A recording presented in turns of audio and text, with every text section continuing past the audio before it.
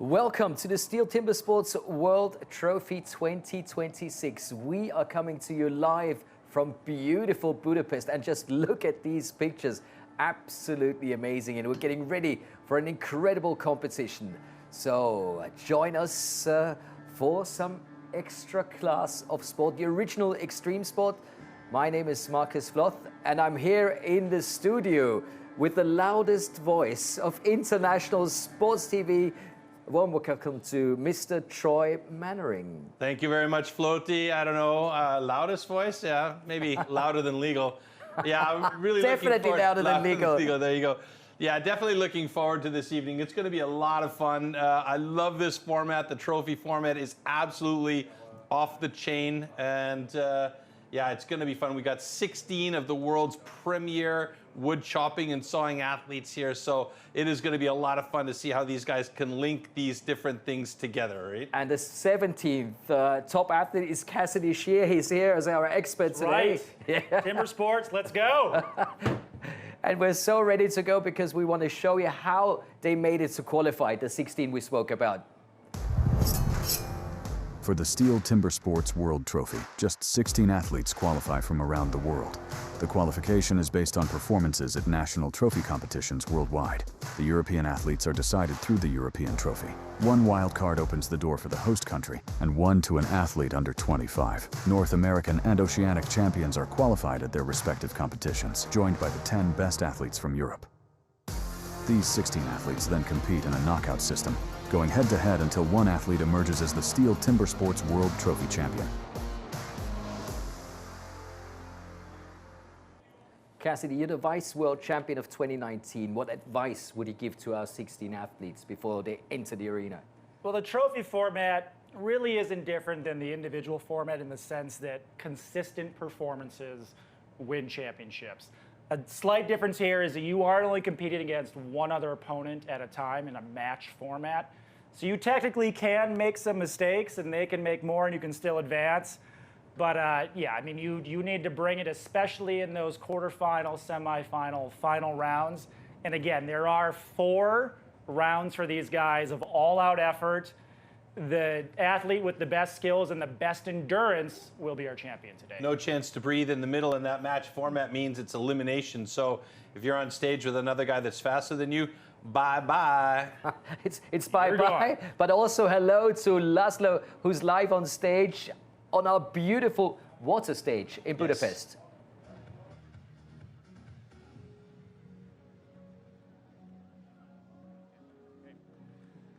Ladies and gentlemen, very good evening to you. A very warm welcome to all viewers around the world. We are coming live from Budapest, capital city of Hungary. Beautiful scenery with a great audience to welcome the 16 very best athletes from around the world in STIHL Timbersports. This is the World Trophy 2026. We are really excited about this race. We are really ready to rock the stage tonight here in Budapest. Just listen to this crowd. This is amazing what they have built ourselves. And of course, we are really ready to welcome the athletes as well. But we are really pumped up for a great race. It's a knockout format. It's a great evening here in Budapest next to the Hero Square.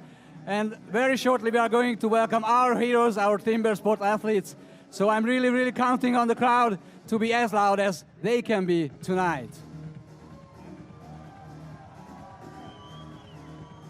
Sok szeretettel köszöntök mindenkit itt a közönségben is még egyszer. Legyetek nagyon hangosak ma este!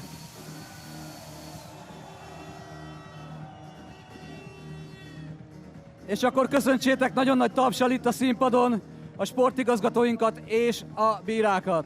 So let's welcome our global sports directors and the judges on the stage. They are very important in the competition.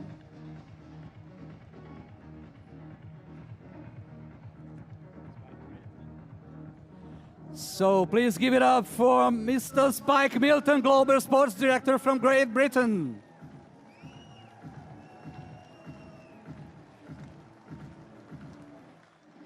Our American Sports Director, Nathan Waterfield.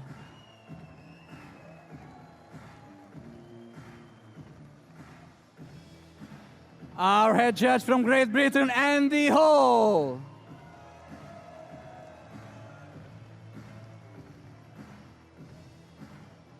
And a very warm welcome to our Swedish judge, Victor Klarmo.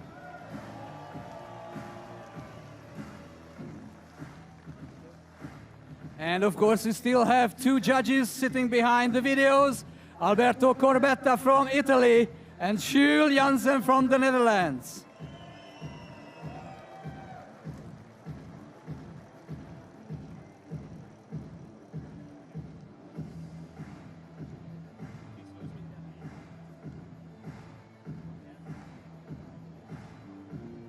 And I hope you are ready for welcoming our heroes. First coming out on stage, 24 years of age, Rookie World Champion in 2024, Team World Champion in 23, from Australia, Matt Coffey!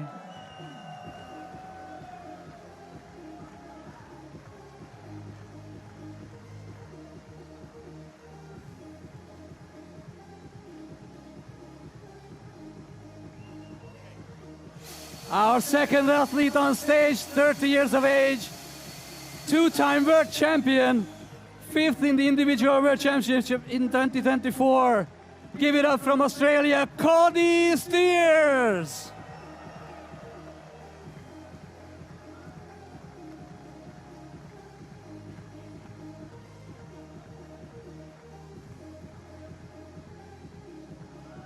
Our third athlete on stage, fifth place in the individual world championship in 2023.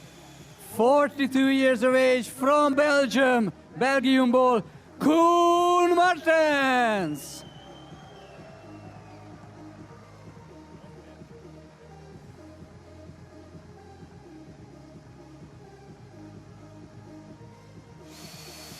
Please welcome our next athlete on stage, fourth in the Team World Championship in 2022.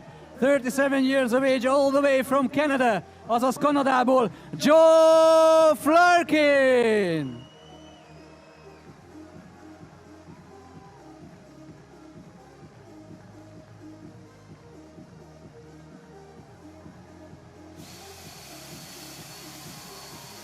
Silver medalist from the World Trophy 2024. Only 26 years of age, from the Czech Republic, Csehországból, Matyáš Klima.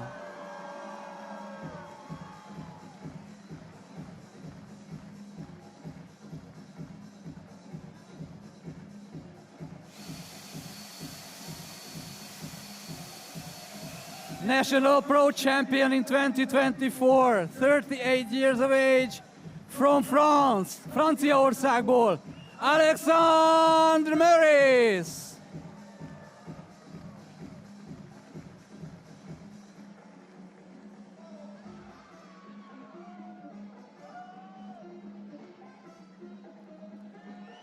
Six-time National Pro Champion, individual bronze medalist from the 23 World Championships, 38 years of age, from Germany, aus Deutschland, Danny Martin.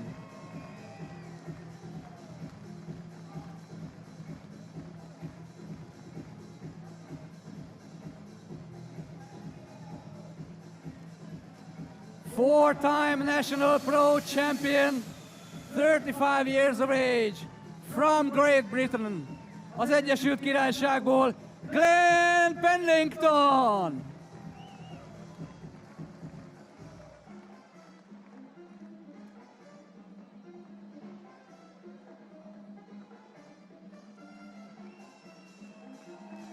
Silver medalist at the National Pro Championships in 22, from Great Britain, 40 years of age, Nagy-Britanniából, Graham Turner.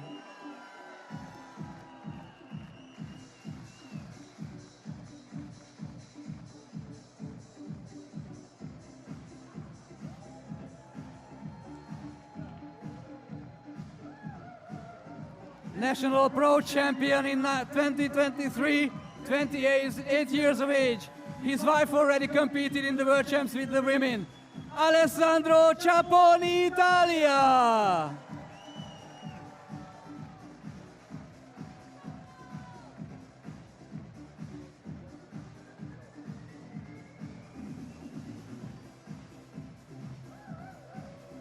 Fourth place at the World Trophy in 2023, 32 years of age, the world record holder in stock so from the Netherlands, Hollandiabol, Redmer Knoll.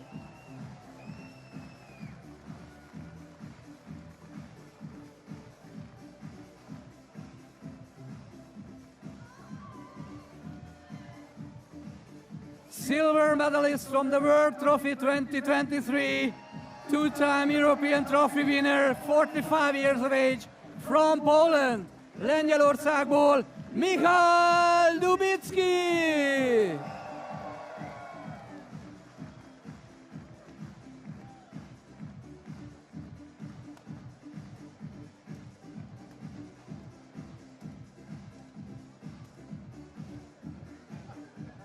Silver medalist in the individual World Championships in 23, three-time national champion, 24 years of age, from Sweden, Svédországból, Emil Hansson.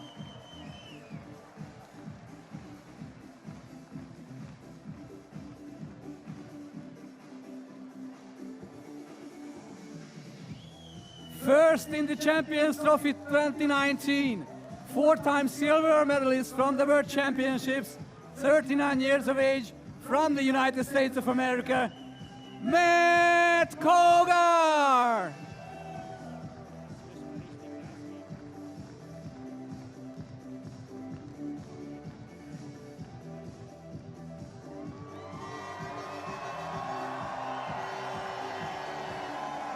And I even didn't have to say a word.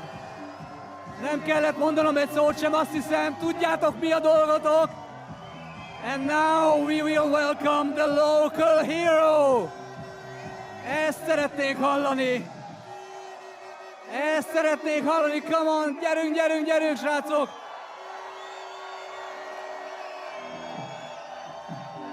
Ez az, még.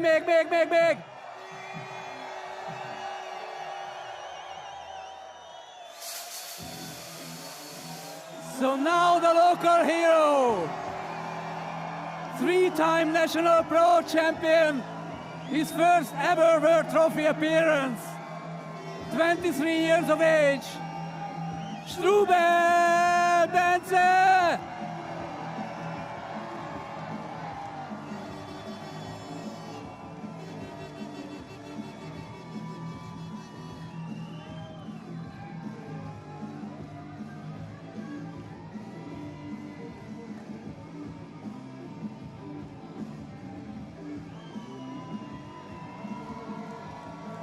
And now, before we welcome the man to beat, we will watch 3 short teaser videos, and then I'm going to announce who is coming for his fourth World Trophy. Let's see those videos.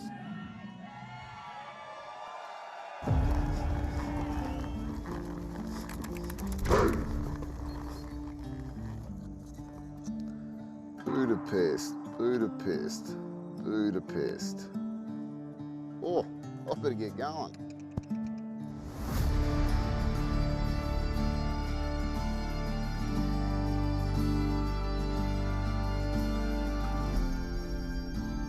Back already? Yeah, I'm gonna need a faster way of transport.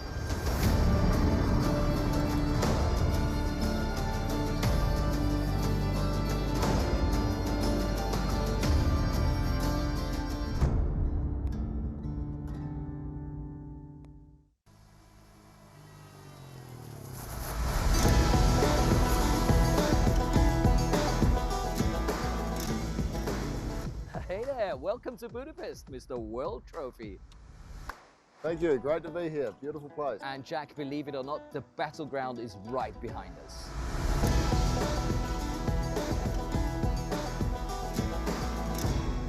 Budapest, are you ready? I am. He is your new champion! Oh, Unbelievable!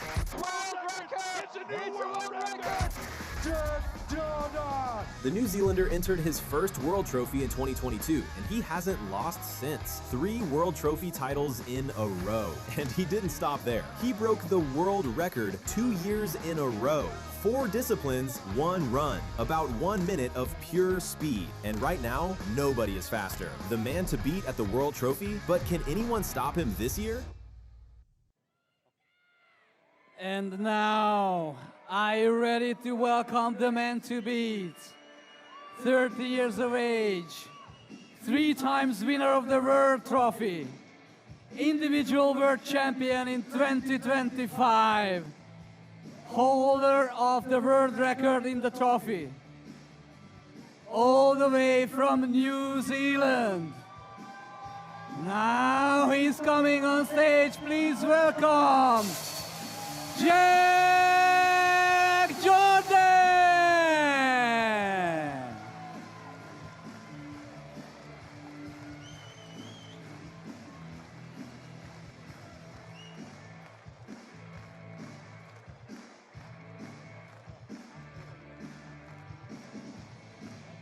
Are you ready to witness history? We are ready to witness history. Let's see if there will be a 4th time.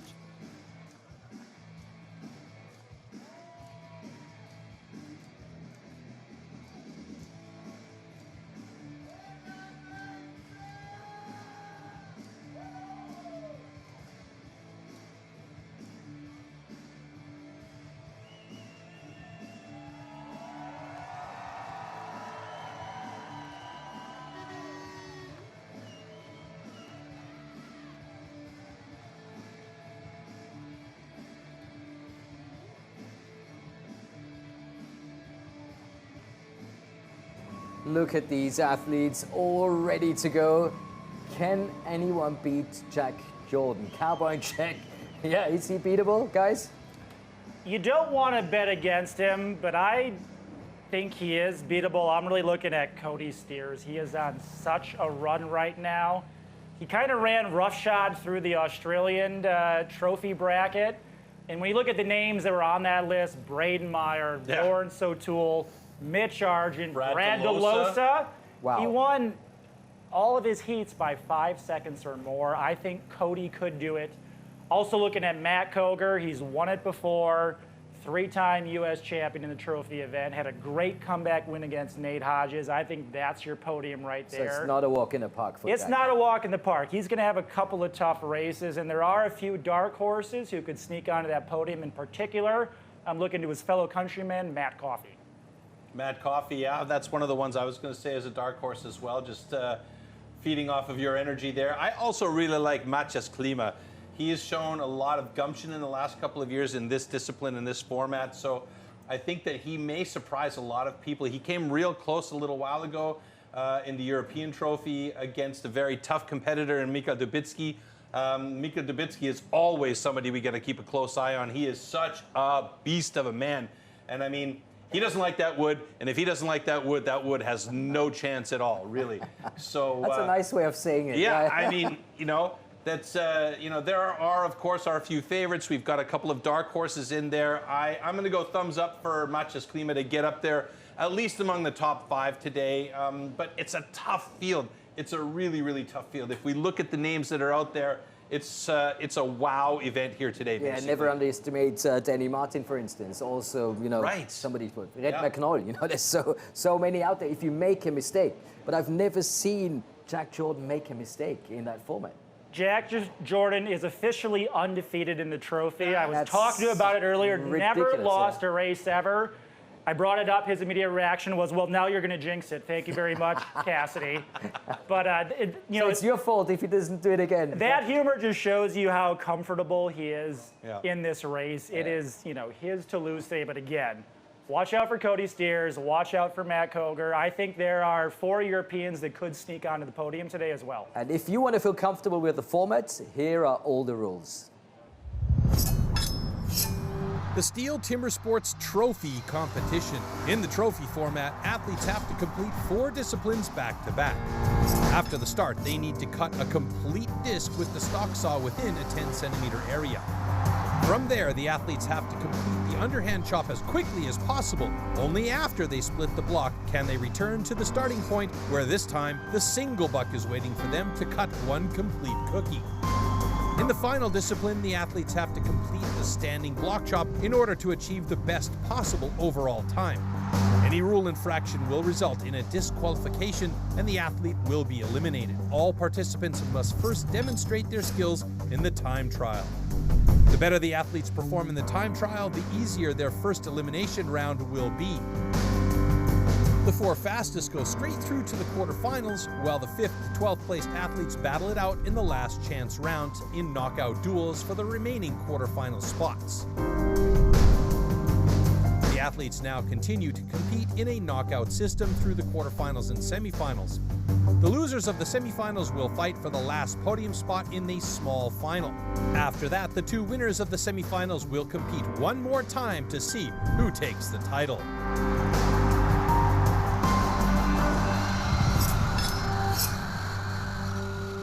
Today is the big competition, but of course yesterday we had the time trial, and this is where you, I don't know, set the pace for the big competition. These are the results, and Troy, who's going to compete against who?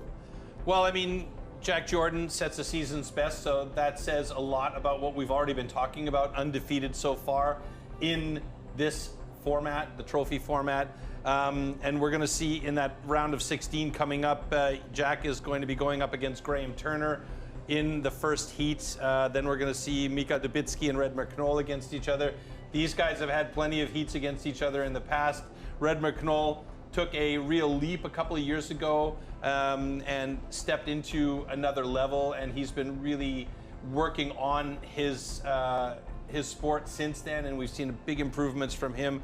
Coming up in heat number 3 will be Emil Hansen and Jeff Larkin, who you see there on the screen. And Jeff is an interesting character. I like to watch him. And we'll see how he does against Emil Hansen. Emil Hansen, it's an up or a down thing with Emil. If his head's in the right space, he'll destroy you. And if one mistake is made by him, it can sometimes put him off his game a bit too much. Just for everybody at home, it's the fastest against the slowest, the second fastest against the second slowest. And this is how this round of 16 gets together. And like you mentioned, in the first heat, we're going to see Jack Jordan take on Graham Turner. Then we have Michał Dubickiego against Redmer Knoll. Emil Hansen and Geoff Larkin in heat 3. In heat 4, Matthias Klima and Danny Martin. Heat 5, Cody Steers versus Spencer Strubel. Koen Martens against Glenn Pennington. Heat 6. Heat 7, Matthew Koga against Alessandro Ciappone. And in heat number 8, Matt Coffey against Alexandre Meurice. That's our lineup, and I think that's a lot to look forward to, right? And just to give you an idea of the time differences here, Jack Jordan's time trial time was 53.72, compared to the slowest time of that day was 1:20.21. So 5 national records just in the time trial. Yeah, that's a lot of drinking going on back home. You've got to explain that one. It's a new show. Yeah, we'll get to it.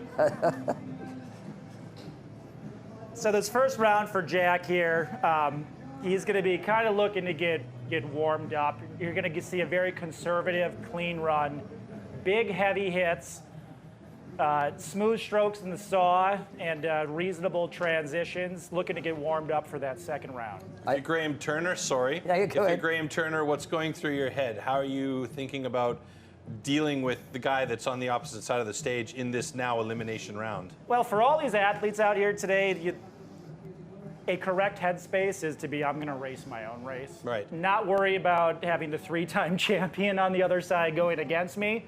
Go out there, cut my blocks the way I can cut them, put up a good showing that I can be proud of. Yeah. Okay.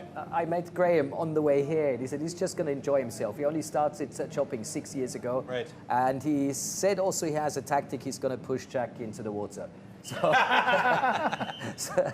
well, I mean, he did achieve his goal during the time trials. He wanted to get his personal best and better it, and he did that. So his goal has been achieved. So here we go. We're getting ready with the saw warm-up, and we're getting into that first heat of our trophy format. Oh, I love this trophy format. I get all jazzed up and riled up when it comes to this. Athletes ready! Stand to your timber. 3, 2, 1, go! Good even grab by both guys. A little bit of a bobble there by Jack Jordan as he readjusted the saw. Big, thick, fat cookie for Graham Turner as he heads over to the underhand chop. And he's got one driver ahead of Jack Jordan. That doesn't really mean a whole lot at this point, though. And as you called it, that was like, what, 4 hits on the front side? 5 hit front for Jack. 5 hit front for Jack. Unbelievable. And Graham Turner moving over to that second side. Now, Graham Turner's a big boy. He's got plenty of power, but Jack Jordan is so efficient with his cuts. And now Jack moving over to that single saw. Graham Turner still working on his underhand. Now he moves over to the single saw. Wow, this is a great run for Jack Jordan, just passing the 40-second mark there as he moves to the standing block chop and gets going. You can see all the individual times there in the center of the screen and what the pluses and minuses are. And Jack onto that second side. We can pretty much be guaranteed that Graham is going to be eliminated here as Jack Jordan drops the block in a 58.08. A casual sub 1 minute run for Jack Jordan. So now the question is, can Graham Turner better his 1:20 time of earlier on and get one more personal best in there, which would be a definite positive for him today, which he may well do. He can. One more. There you go. Another personal best for Graham Turner. Well done at 1:19.06, and I believe we might see just a hair faster for him as well. But I'm really happy to see another personal best fall by the wayside for Graham Turner. He's such a good guy. He's only been around the sport about 6 years, so that says a lot about his dedication and motivation. We don't need to say anything about the man in black, though. Yes. Fell into a burning ring of axes and saws.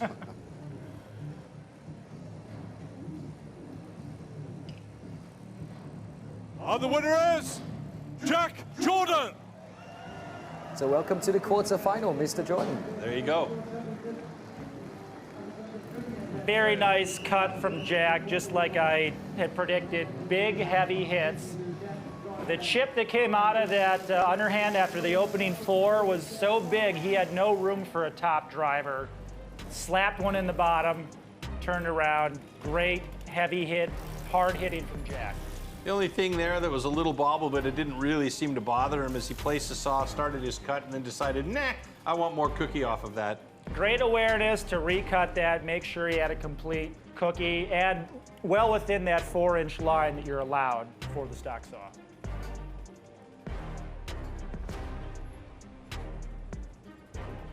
One thing I love about Jack is how he uses a long stroke. He's using about 95% of that saw. You'll see the nose actually suck right up into the log. That means he's using every single one of those teeth. I like to say knuckles to nose or tip to tail.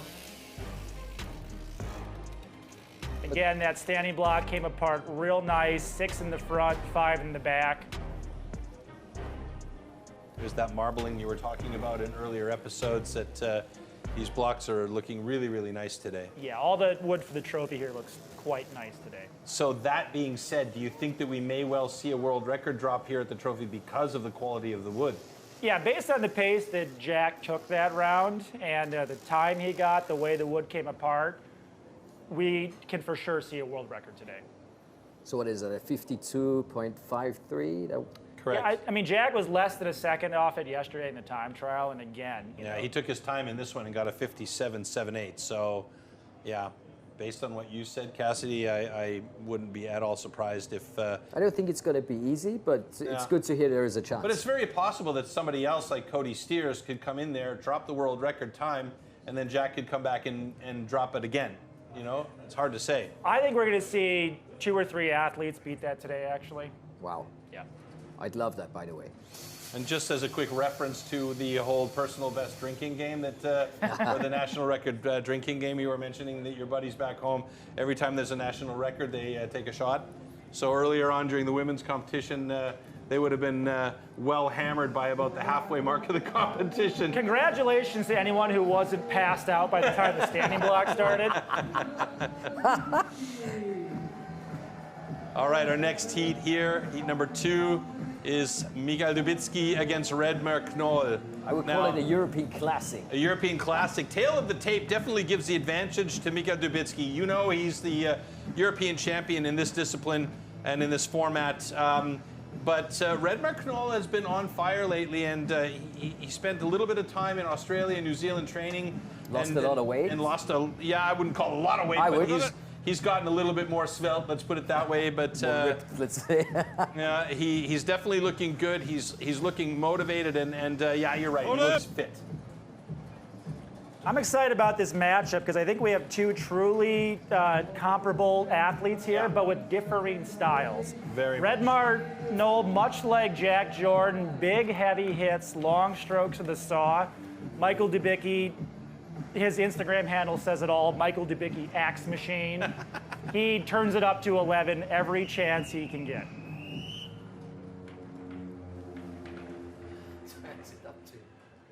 Okay, gentlemen, warm up your saws.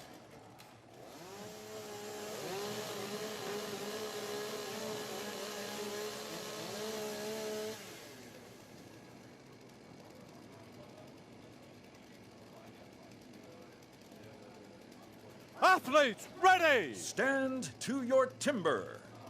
3, 2, 1, go! Good even start by both Dubicki and Knoll. Good cut as they move over to the underhand, and they start dead even with each other. Dubicki's got good pace usually on his cut, so you see him moving that axe a lot faster.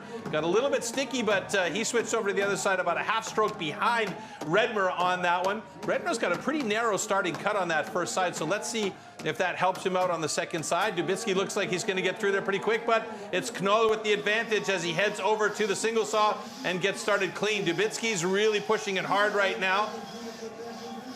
Wow, this is a really, really evenly matched up heat here. European classic, as you said. And it is both of them moving to the standing block chop at the same time. This is definitely advantage Dubicki here because he is so powerful. Can Knoll keep up with the pace of Dubicki as he moves over to the second side of his block? 1, 2 drivers ahead of Knoll now on that second side. Can Knoll do it, or is it going to be Dubicki knocking Knoll out of the competition here?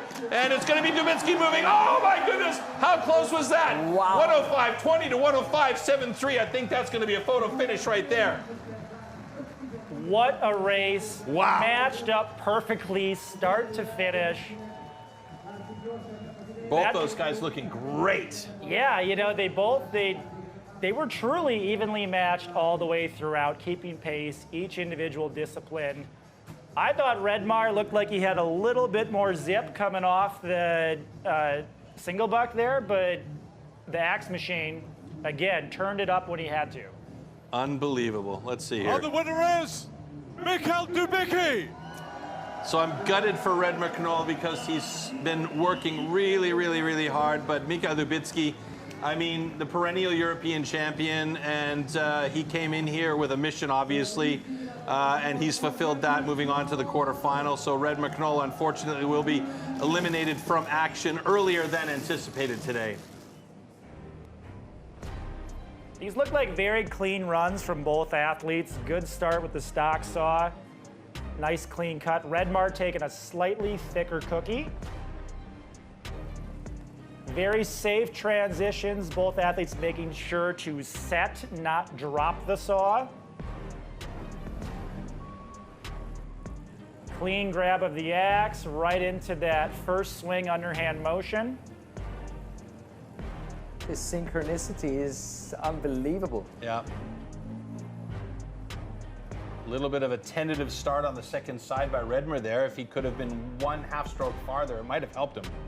You know, I thought Redmar was going to pull ahead in the single buck. That saw was cut with his long strokes, but again, Michael Dubicki just sending the full effort every chance he gets. Watch how close this is at the end, though. Jeez. One hit. Yeah, 1 hit. I don't even think it was a full hit. It was like half a stroke, maybe.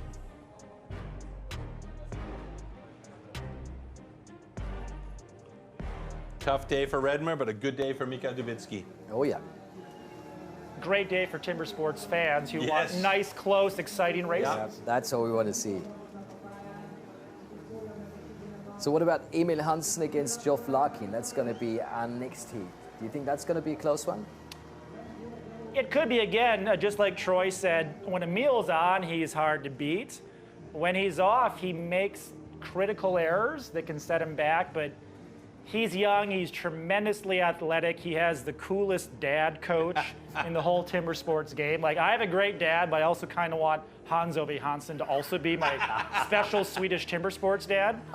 You know what? He's such a nice man. If you went up and asked him, he would probably say, yes, for sure. He would give me that stoic smile. I'm like, I got you, Cassidy. Yeah, he would take off his hat, shake your hand, and say, no problem, come on over. But I think Emil's been training hard. Should he run clean here, I think he should advance easily. It's been fun watching Jeff the last few years, though. I mean, you know, another one of those real gentleman choppers. Very consistent, too. Jeff doesn't make huge mistakes. Really good on the single saw, as most Canadians usually are. And I like the fact that he and I both have a little gray in our beards. Correct. Well, okay, he little, me more. But it's still nice to know that there are other Canadians out there that have gray in their beards.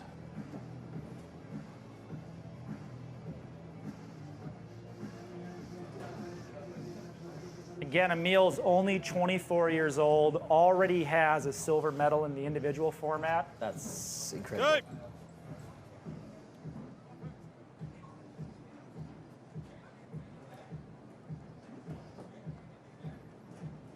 So I got my Canadiana going on a little bit here, and the fact that he's got Canadian hockey tape on the lower part of his handle is one more step for me to say, okay, I got to be rooting a little bit for Jeff Larkin here. One, because he's Canadian. Two, because I think he's slightly the underdog in this matchup here. We'll see. I like Emil, though. He's a nice kid. Okay, gentlemen. And, you know, with consistency in his headspace, he can be devastating.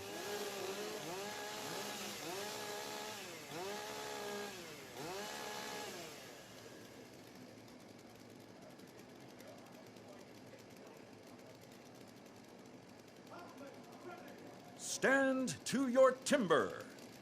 3, 2, 1, go!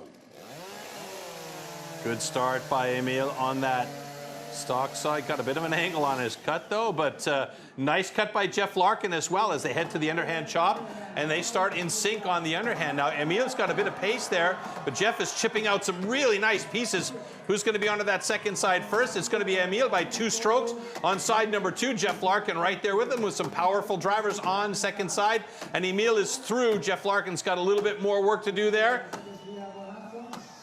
And there we go, and now he can move over to the single saw, but Emil's got a distinct advantage now, being a very, very good single sawyer, and he's using the entire length of that saw, tip to knuckles, and he is through quick. This is looking like it might be a very good time for Emil Hansen here. Jeff Larkin drops that cookie and comes over to the standing block chop now, but he is well and truly behind Emil Hansen as he moves over to the second side of his standing block chop. And Emil should be under a minute here if he can get that final couple of drivers. Oh, not quite. He bounced one there, and he had a bit of a stringy hit on that last one, but 102.79 for Emil Hansen, and unfortunately eliminates Jeff Larkin here in this heat. 113.64, and Jeff had a 107 and change, I believe, in the time trial.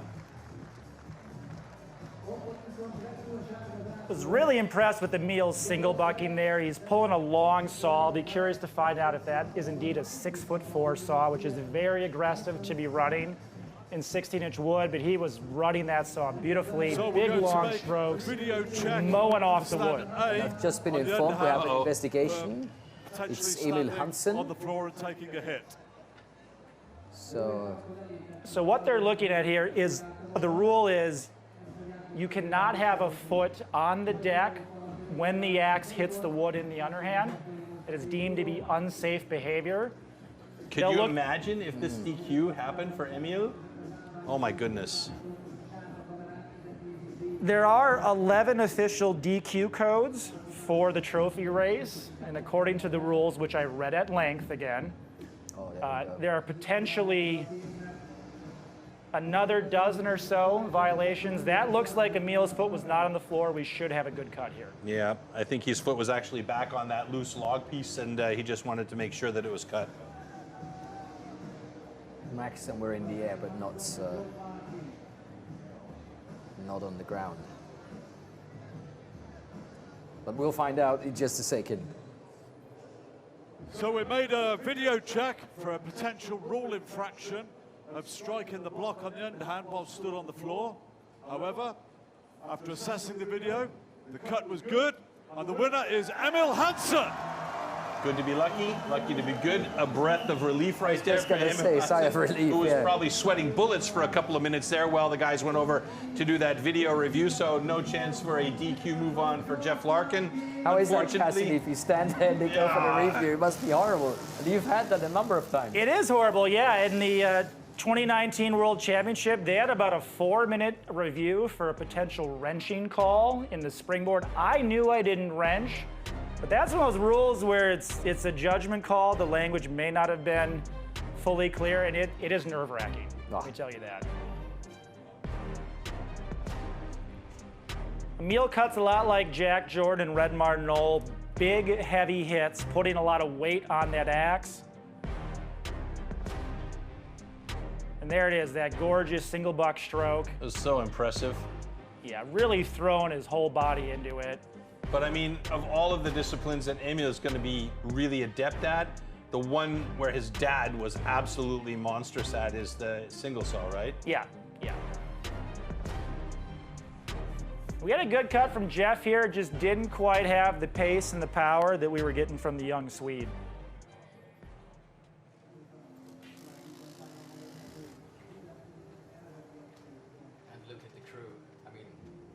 Speaking about pace. Yep. Yeah, we got a great crew here. We have to give them kudos on a regular basis because their job is very, very important. A lot of people underestimate what they have to do out there and how quickly that turnaround needs to be so that stage is ready to go for the next heats, not only for cleanliness, but for safety as well. Yeah, they do an amazing job. And that's some amazing pictures we're getting from our drone. Great camera work this weekend. I mean, the scenery is amazing, but we've had some pictures absolutely fantastic. Hero Square over there. And this area right there, that water that you actually see is an ice rink in the wintertime. Mm-hmm. So I know where I'm coming next week. Yeah, right. Might have to come back and do a little ice skating here in the winter. Just waiting for Harry Potter to pop out of one of those windows. Yeah, if not Harry, then one of his owls. Okay, yeah, we'll take Matthias Klima and Danny Martin instead.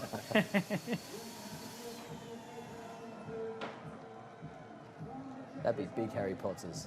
I was talking to Danny Martin earlier, and his principal goal here is to set a new German record, which I believe he's a second or two off.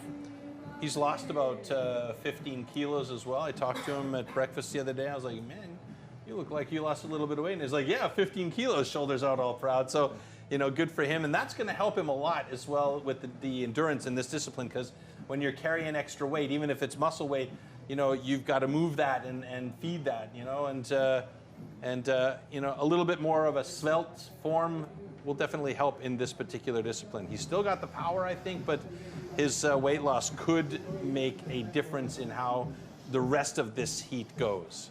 Yeah, he's working closely together with his German sports school, and that seems to be working out really fine for him.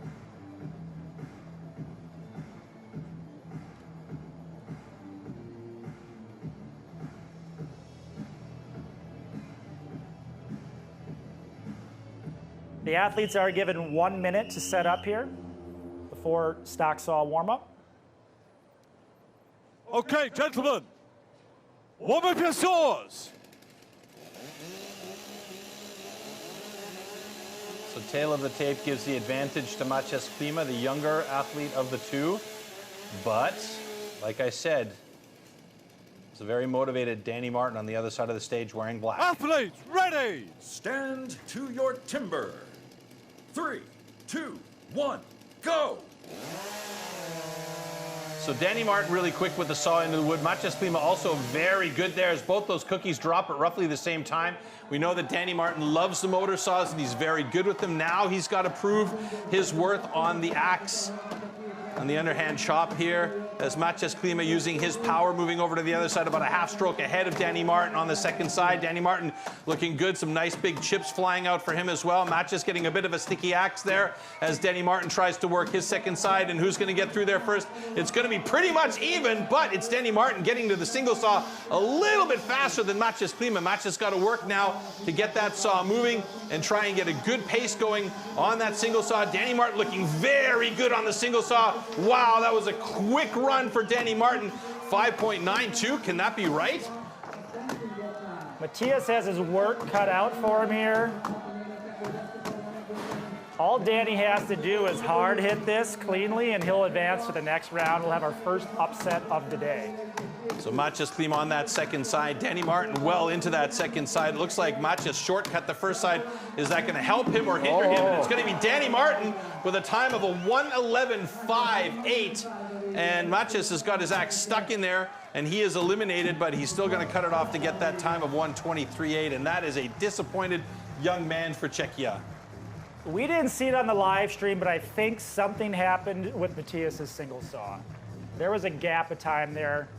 Danny also ripped through that single buck. I love Danny's single buck stroke. You see him really rocking the saw mid pull stroke, really cutting that near wood. That's the tutelage of J.P. Mercier creeping out there, and that saw loved that wood. Wonderful single buck cut from Danny.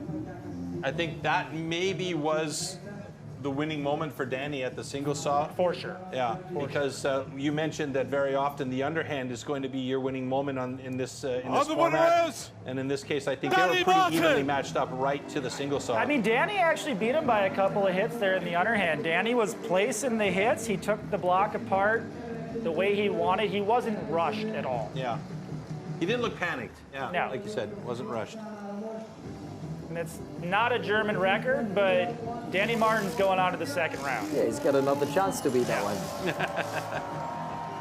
Looked like his character's coming out a little bit there.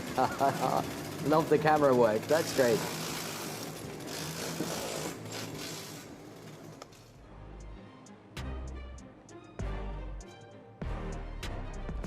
Fast stock saw runs. That would seem pretty soft, and no one runs a stock saw better than Danny Martin. Maybe we get a view here of what happened during that single saw. All good on the start there.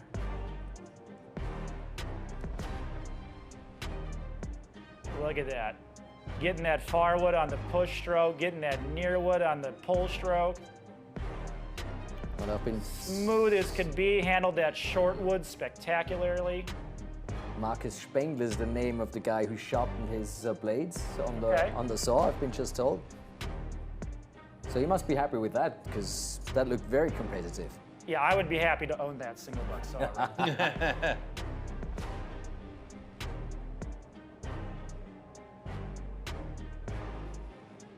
I don't think that backside came off quite as fast as he wanted to, but fortunately he had built up a strong lead at that point. Oh, yes. Pure joy. And again, I'd be curious of what happened during Matthias' single saw. He must have hung the saw. A little bit of emotion in there, hey? Yeah. I like it. I mean, winning when you're not expected to win is a joyful feeling. Yeah, much sweeter than just doing your thing. And when you have a great cut. That was a great, clean cut for Danny. So now I really hope that Stubel Benche is going to enjoy his race, because it might be his first and his last, because he's going against Cody Steers, who is a beast. Cody's on such a big run right now. He won the much coveted double at the Sydney Royal Easter Show. That's where you win the 15-inch hardwood underhand and standing in the same year. Only a handful of Australian legends have ever done that. Following that up with a dominant performance at the Australian Trophy. This guy's on fire right now. Let's not forget, back in, I think it was 23, he represented Australia at the individual world championships as well. So he's definitely got the skills to pay the bills, as they say. He is, and he's well balanced through all the disciplines. And the thing I really love about Cody is he's a much bigger guy at 115 kg But he's not strolling in between disciplines. He is full-on sprint, moving and shaking, has all those transitions perfectly choreographed.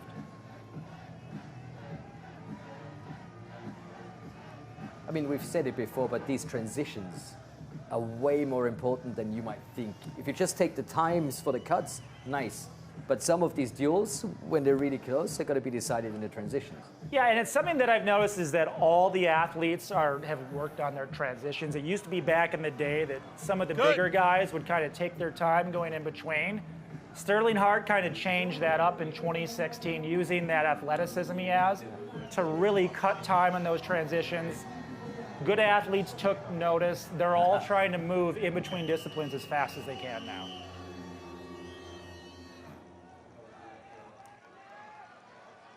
Okay, gentlemen, warm up your saws.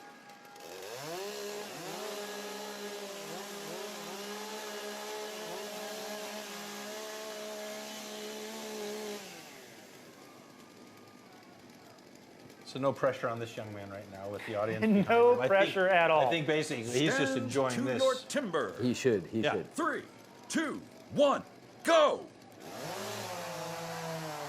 Oh, listen to the crowd. Good clean start by both of them. Nice Good, cut by good. Bence Strubel as he gets over to that Super underhand speed. chop. And watch Cody Steers' pace here as he gets into that block. Look at the chips fly away from that thing, moving to the second side now. Cody Steers is absolutely a machine. Bence Strubel looking very good on his second side. Cody Steers jogging over to that single saw now. Bence is through to the absolute rabid cheers of the fans here. And he's going to let that saw set into his gap a bit as Cody nearing the bottom of his cut.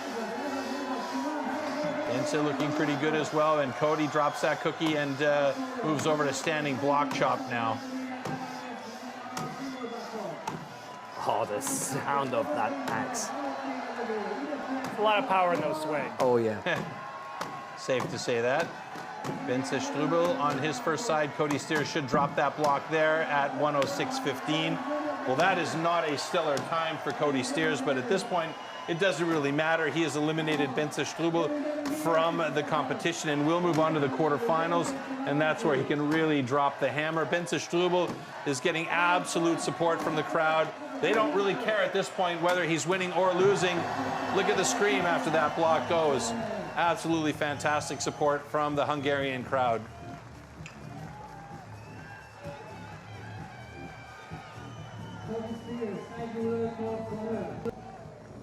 So that's going to be a warm-up run for Cody there. He had a pretty major hang-up in the single buck saw there. And the winner He's going to be is thinking about that a little bit. Cody Steers. Well, a bit like Matthias. Is that the same wood? That is the same wood, yeah. And, you know, you can't always blame the wood. You know, I'm sure he might even look at the replay to see what happens. He's such a skilled sawyer, he probably knows what happened. But yeah, I mean, that's a good warm-up round. That wood was a little bit harder than we've seen in past rounds. That standing block didn't come apart quite like you would expect for Cody.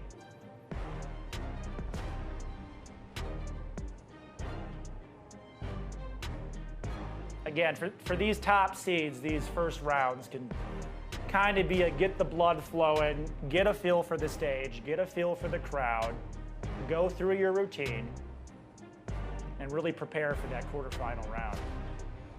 I love his transition though, just no pause at all. He's moving around as he's bringing the axe up for the downswing, and then he's in position and driving in. It's amazing. Speedy and smooth like he's done it thousands of times before, which he has. Yeah, I was just gonna say, which he probably has. How important is that muscle memory, especially in the trophy format?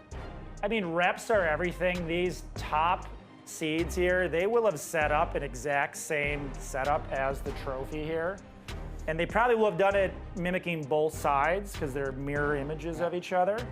And yeah, they will have everything choreographed like a dance routine. Where they set down the saw, how many steps they take to each discipline, where they're putting that safety block to grab the axe so stepping onto the underhand is one swift motion onto it, raising the axe and coming down for that first hit.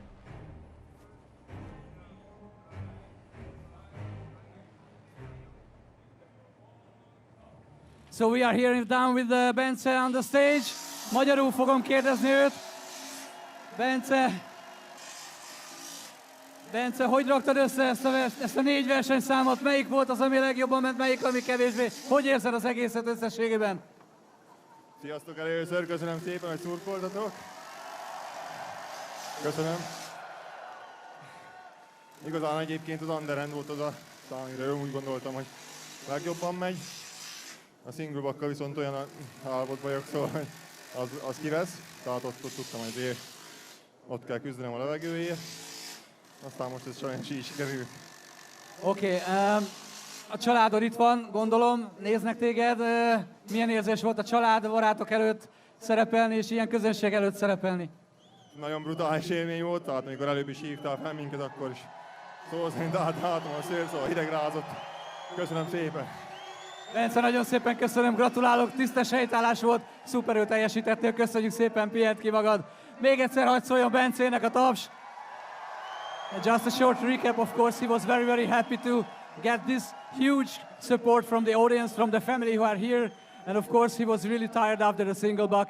He wanted to have a better time, but this time it was a little bit slower than yesterday. But that was it for him. He was really, really happy to get the support. Thanks. Back to the studio. That's beautiful to see, isn't it? Yeah, and I think we can say it's safe to say there's a bright future for Bence Strubel in Hungarian timber sports as well as timber sports worldwide.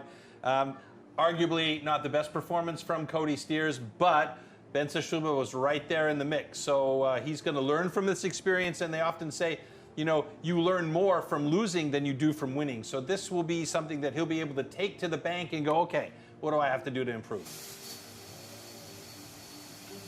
So that's going to be a nice one. Koen Martens taking on Glenn Pendleton. Koen, the many-time Belgian champion in both the trophy and individual format, and all-around great guy. Yeah, for sure. He just loves this sport and the people around it so much. And, you know, as long as you keep him fed, he's a happy man.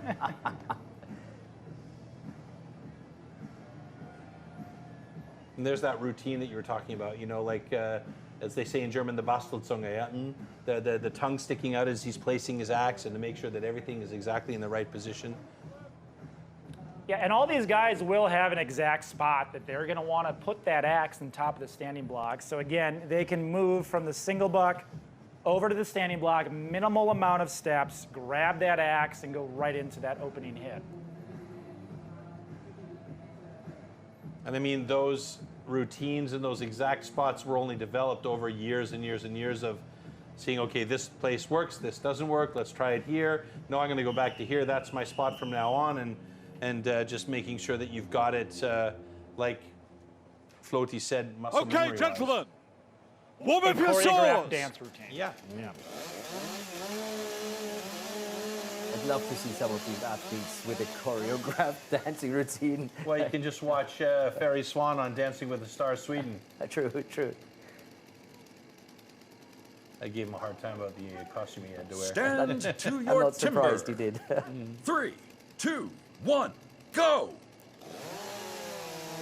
Oh, nice start from Koen Martens there. Glenn Pendleton has got a pretty good cut going on here. He's not that far behind as he takes a little bit more time placing the axe down, turning it off, and Koen Martens has the driver advantage going on to the underhand chop here. Glenn Pendleton's very solid on the chopping disciplines. You can see he's done a good job of catching up to Koen Martens, moving on to the second side at pace with him now, and the two of them are more or less tied for the time here as Koen Martens gets through it a little bit ahead of Pendleton now, but Pendleton's very close behind him now. He could get an opportunity to catch up to Koen Martens here. Pendleton is a very, very strong single sawyer, and he looks like he's having a pretty good cut here so far. He also cuts opposite to the way the other guys do, facing the audience.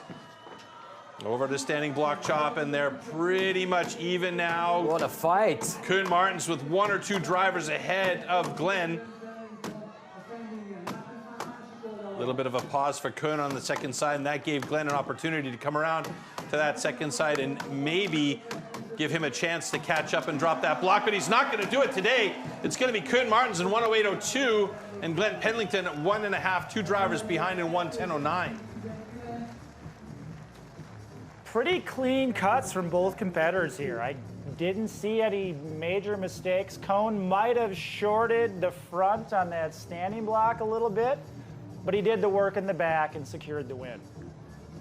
It was a good heat, though. I mean, both of these guys really, you know, using their distinct advantages to try and keep it close.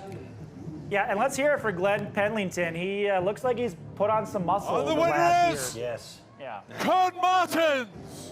And he's such a nice person. I really like Glenn Pendleton. He's I mean, the whole Pendleton family, cool. you know, Zoe and Glenn and their parents, they're always together at these events, and you know, you see them there. They're always supporting each other, and it's just a really lovely situation when they're super all positive involved in vibes, it. yeah. Absolutely.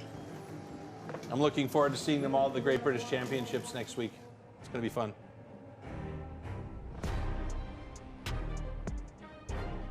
That indeed was a close race. See, all the athletes are being very careful about setting that saw down, not dropping it. Yeah. Dropping it will get you a DQ. We've also seen it happen where the saw ends up on its side, or it's, you know, it's not shut off properly and it's still running in the background. All grounds for DQ, so better to play it safe and be like one step shorter getting to the underhand chop than not. Really nice single buck from Koen here again, using that full saw.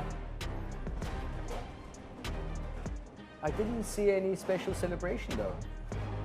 That's surprising. He knows, he apparently he knew he was going to make it to the second round. Oh, he's saving that for the second round. Saving something Okay, up for okay. us.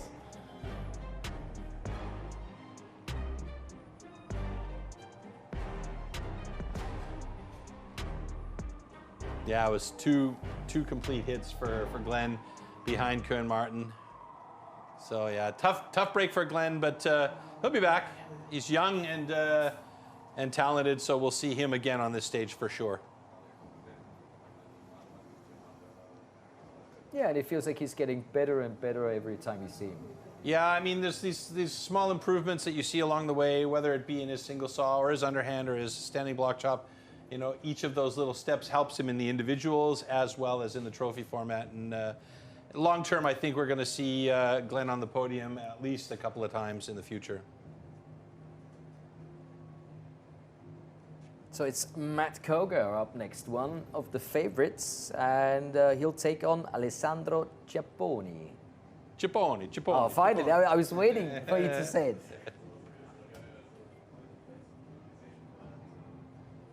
Matt Koger is coming off his third straight North American trophy win.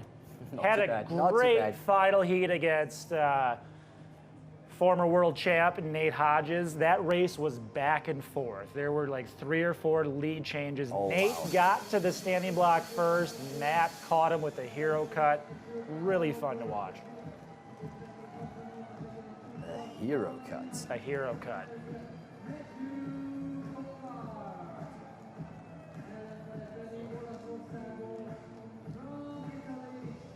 You're going to see from Matt a similar run you saw from Jack Jordan. You're going to see big, heavy hits, really focusing on that technique and cutting clean. You will not see forced or fast transitions.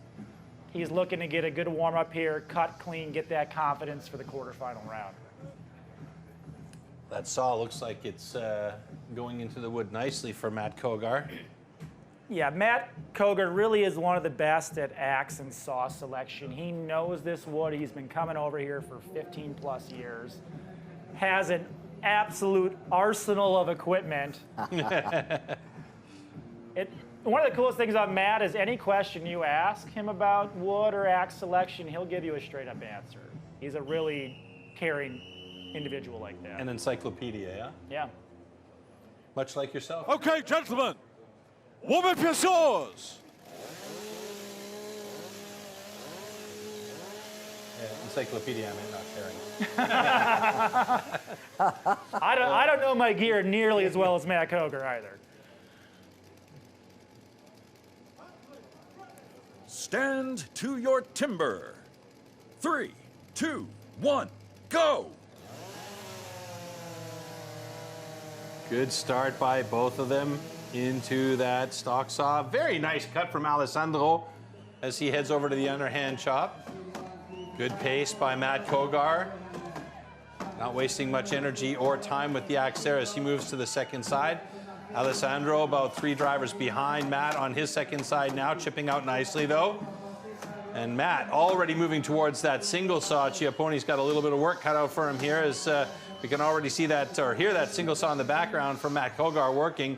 And he's, a huge bow for Matt Kogar. That could have gone dangerously bad for him if that cookie had broken off, but he left a fair amount of wood there. So, yeah, he's obviously feeling safe. And Chiappone, a little bit more than halfway through, gets a little bit sticky as Matt Kogar working on his standing block, and Chiappone moves to standing as well. And it looks like both of them are kind of pushing each other, but more than anything, that's a nice time for Matt Kogar, 57.67.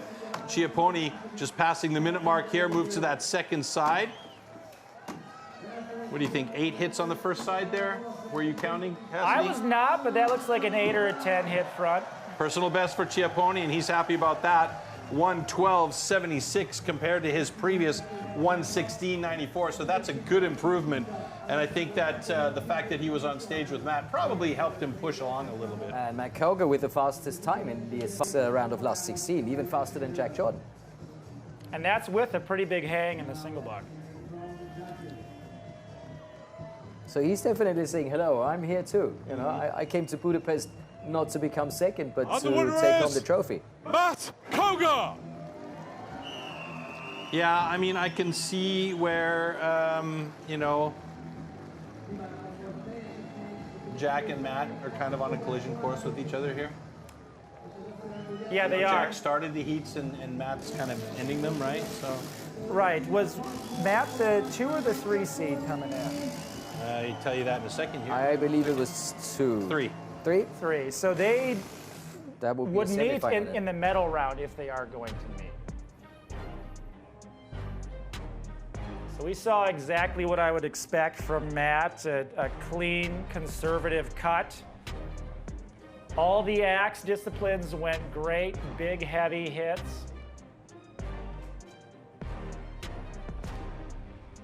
Classic 8-hit front on the underhand from Matt. It's like one opening round in the back, and then he went straight to driving, Matt Koger style. The single buck, he did have a hang-up. The only reason I'm not quite as keen on Matt winning today as I am Cody and Jack is, Matt can have problems in the single saw. It's kind of been a constant throughout his career that every now and then he either hangs that saw mid-cut or even breaks the cookie off at the end.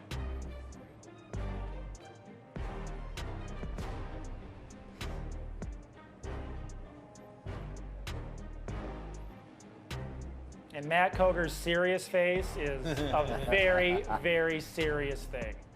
Resting serious face. He's the textbook for resting serious face. I love that reaction from Alessandro Chiappone, though. He knew he lost that heat. He knew he's out, but he was still happy about getting a personal best. So that's a great way to end it for him on a positive note. A personal best on a beautiful stage and a beautiful evening like we have here today. That's great. Absolutely. Yeah. Nothing to add to that. That's great. And we have one more heat, guys. Matt Coffey against Alexandre Meurice.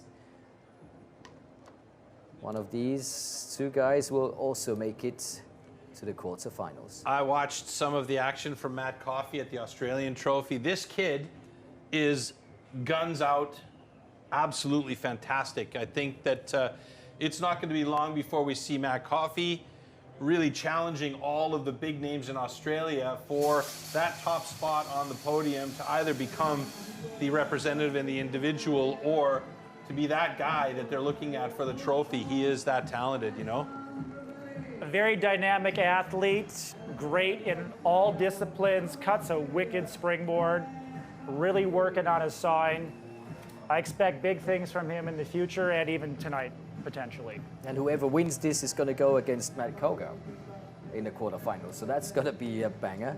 Yeah, Matt did have a pretty serious hang-up in the time trial. He shut the saw off before the stock saw cut was complete. That's in anticipation of a fast transition. I've seen that before, but he had the wherewithal to restart the saw, finish the cut.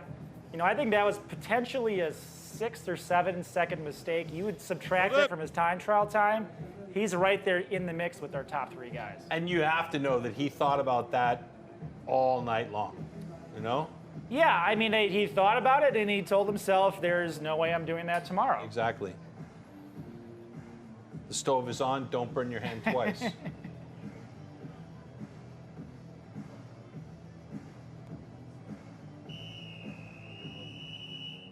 And of course, Alexandra, he must be in a good mood. His girlfriend winning silver in the Women's World Championship. Gentlemen, so nothing warm up your saws.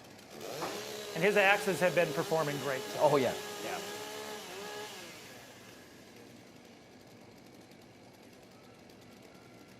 Yeah, he's one of those guys that you can talk about axes and geek out all day long. It's great.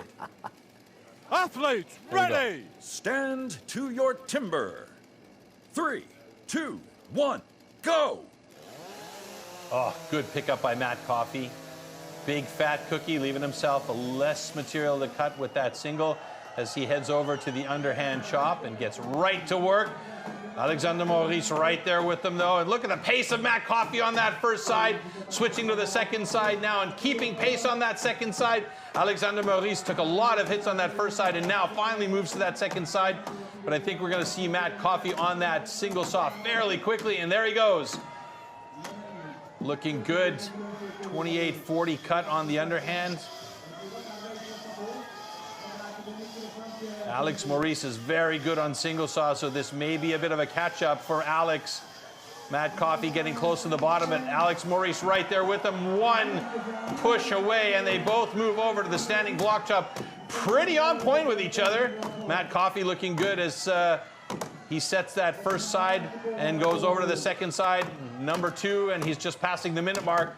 May not be the best time in the world, but I believe Matt Coffey should get through this one, and he does in 106.52.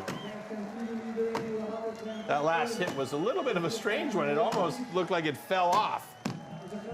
116.29 for Alex Maurice, and he is unfortunately eliminated from action tonight as Matt Coffey will move on, and as you mentioned, Floaty take on Matt Kogar in the quarterfinal.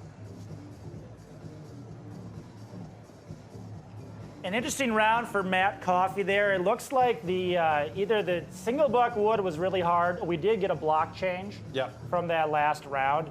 Again, all the wood in these rounds is even. Each competitor has blocks that came out of the same tree right next to each other.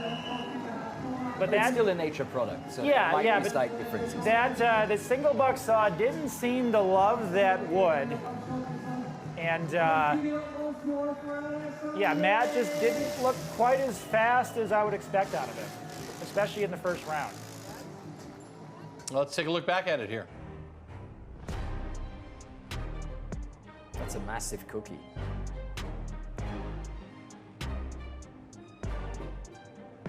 I think Matt was a little conservative in his transitions here, kind of saving those fast transitions for the next round potentially.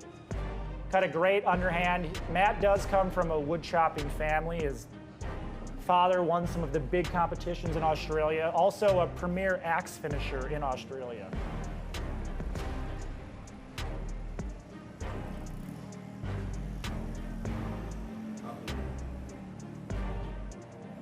We haven't even talked about that mustache or mullet yet. I'm surprised, actually.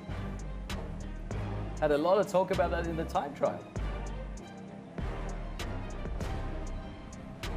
Well, there's 2 guys with fantastic mustaches here. Matt Coffey is one of them. The other one is Michael Grunwald, who competed in the rookies earlier yesterday.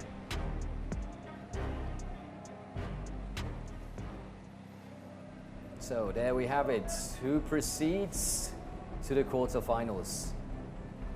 Jordan, Dubicki, Hansen and Martin, Steers and Martens and Koga against Coffee. And there you see our lineups as well. As we look at that quarterfinal mix, it's going to be quite interesting. Jack Jordan up against Michał Dubicki. Dubicki obviously very, very motivated to do well here, and knowing that he's going up against the world champion, three-time world champion, is going to motivate him even more. Can the Axe Machine do it against the three-time world trophy? I don't know. That's a tough call. But who can? Yeah. Yeah, I mean, again, Jack Jordan is undefeated. Michał Dubicki is an axe machine. We have a great race ahead of us. Yeah, we do indeed. Also in heat number 10, or the second heat in the quarterfinal, Emil Hansen, Danny Martin. These two guys have battled against each other in the past as well, and again, it's going to come down to who's feeling it on the day. I kind of have to give the nod to Emil Hansen at this point. Nothing against Danny Martin. I think he's performing really well. I might be wrong, and only time will tell in that case. Yeah. And let me mention that Matt Koga had the fastest time in this round of 16. He was even faster than Jack Jordan. Just saying. Just saying. Yeah. Yeah, the quarterfinal round here is where it starts to get real. Yeah.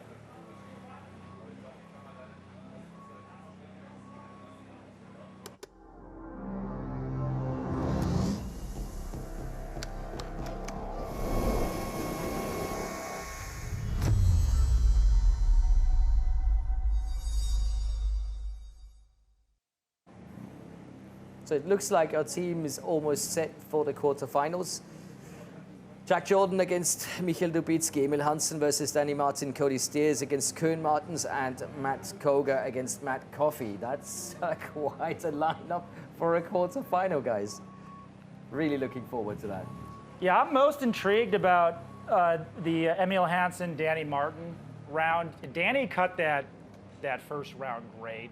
He's going to have a lot of confidence. And yeah, expect that to be closer than you might think. Yeah, and he sees the chance to make it to the semifinals. That would be something very special for him.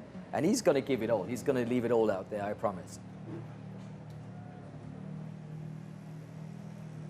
All right, first seed coming up, Jack Jordan, Michał Dubicki.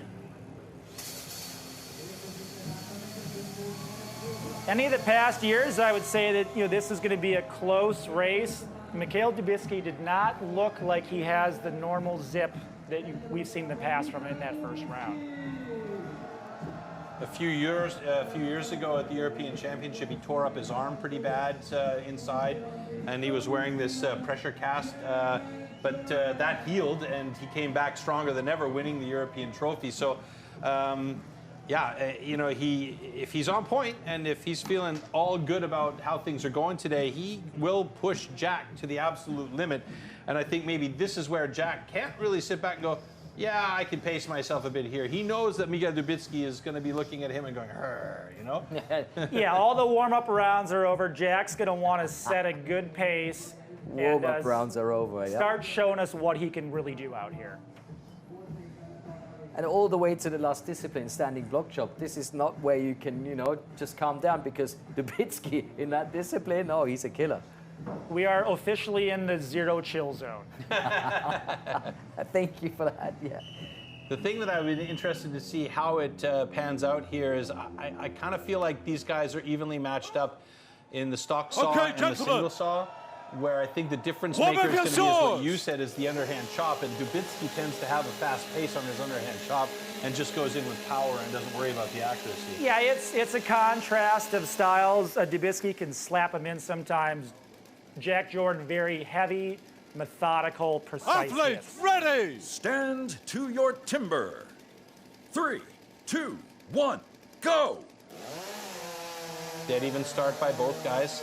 Who's got the clean cut here? Both of them dropping that cookie at the same time, moving over to that underhand chop. Now watch the pace of Michał Dubicki. Oh. He is quick. Jack Jordan is clean and efficient, though. Both of them over to the other side, and Dubicki not holding any bones at all here as he gets through there. Oh my goodness, Jack Jordan got in there while Dubicki got stuck. Now coming to that single saw, Dubicki's got a little bit of work cut out for him as Jordan sees what's happening behind him, looking through those eyes in the back of his head, and he knows that Dubicki is an absolute beast on the standing block top. And they are together on standing block top. Almost a little mistake. No way. Pulling that axe off of the block, and Dubicki is not holding anything back. He is going to push Jordan for every centimeter of wood out of that block. Will Jordan be able to do it? Will Jordan hold off Dubicki? He'll do it. And it's another world record. Oh, there goes another chaser of beer for your boys back home. Unbelievable run from Jack. I mean, that was an early push on the stop button of the time, so we have to wait if this is confirmed as a world record. I don't think so. I don't think so. What a race. What a race. And Dubicki's super happy with his performance. And Cassidy, he can be, huh? Yeah, I mean, both athletes turned up every aspect of their race. Yeah. Their fast transitions, faster pace on their hits and strokes. Jack Jordan was on world record pace there. I knew it coming off the single buck. I do have to agree with Floaty. I think there was an early push there. It looked like it. But regardless... Yeah, okay, 53.22, not a world record, but a season's best. So that's a unbelievable performance by both of those gentlemen. Yeah. What a quarterfinal. Yeah. Oh, yeah. Round of applause for Michael Dubicki running a 55. That could have been a final any other year. Easily. Brilliant.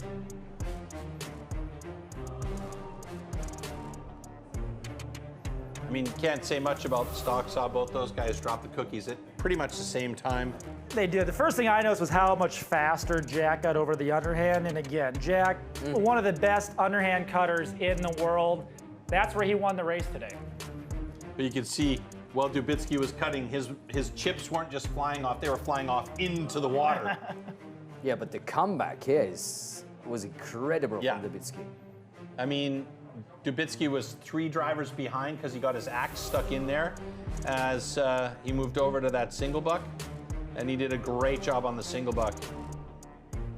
I don't think there's anything relaxed about his hands on that thing. He's gripping it. He's probably denting the metal handle. He never got the memo about a loose grip, guaranteed.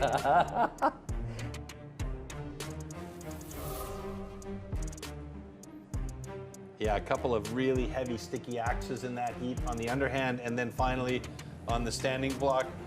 Difference maker, maybe. Beautiful pictures again. Budapest.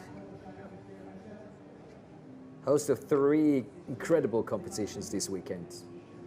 The Rookies World Championship, amazing. We've just seen the very first Women's World Championship, and now the STIHL Timbersports World Trophy 2026. And that last quarter-final was just promising a lot for the semi-final. Yeah, and if the that final. sets us up for any action that's coming, it's going to be a mad dash to the finish line here.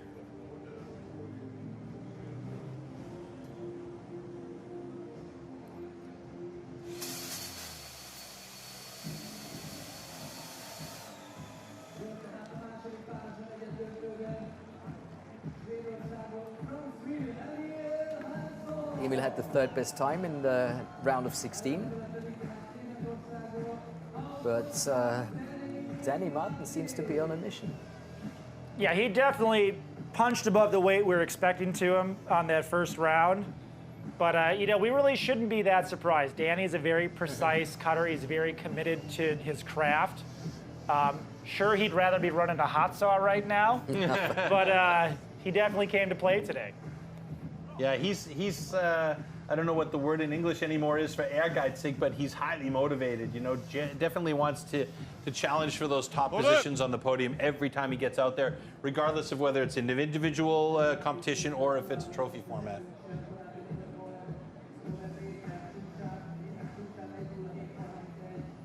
So there's the world record, there's the seasonal best. Who owns those? I wonder.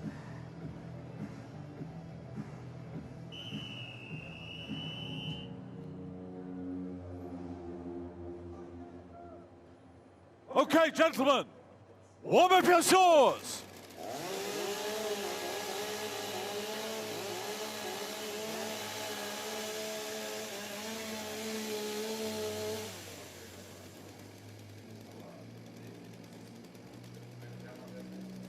Athletes, ready! Stand to your timber. 3, 2, 1, go! What? Didn't even start. Emil Hansen, Danny Martin. Both cookies dropping at the same time. Both of them moving to the underhand chop at the same time. Now it's going to come down to who gets through here first, who's more efficient on those cuts. Emil Hansen moving to the second side ahead of Danny Martin by 2 strokes. 2 strokes ahead now for Emil Hansen on side number 2. A bit of a sticky axe for Danny Martin on the other side. Emil Hansen is through it, heading over to the single saw now. Oh, a huge advantage for Emil Hansen now moving to a discipline where he is very strong.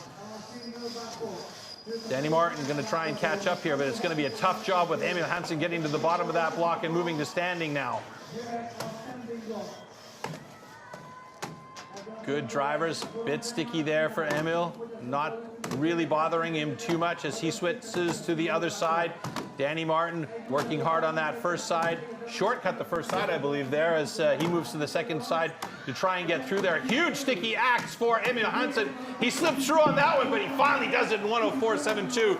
Got a little bit scary there for him at the end. And Danny Martin does it in 108.58. I think it's actually going to be like 109 and change. I would have loved to see Emil's third space on that last swing. Yeah. Whoa. I think it probably went a little red and then cool, yeah. But all good in the end. Yeah, nice cut from Emil. What I really noticed there was that underhand. That block just came apart. He was really, really hard hitting it. And that's a strategy some of these guys use. They'll slow their pace and focus on big, heavy, accurate hits. And that was working for him in that underhand. So unfortunately, Danny Martin is out, but we will hear from him after we take a look at these slow-mos. Emil Hansen! So Emil Hansen goes from the quarterfinals to the semifinals. So that means Emil Hansen will meet up with Jack Jordan in semifinal number 1.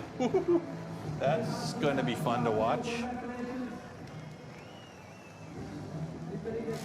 If you're Hans-Ove Hansen, Cassidy, what are you saying to your boy Emil as he walks back there, knowing that he's going to be going up against Jack Jordan in the semis?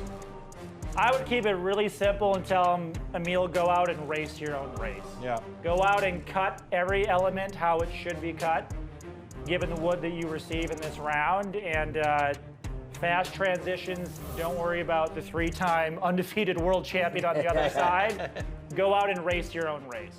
It's also the guys that don't make it to the next round, their times equate to points for the season tally as well. So this is something that we have to consider, right? Yeah, and prize money. I mean, you know, say the guys that went out in the second round, they will still get placed 5th through 8th. And the prize money does differ there.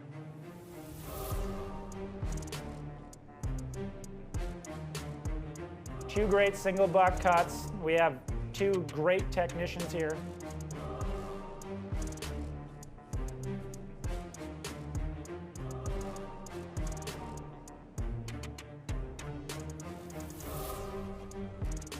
So we'll see Emil Hansen and hear from Danny Martin right now.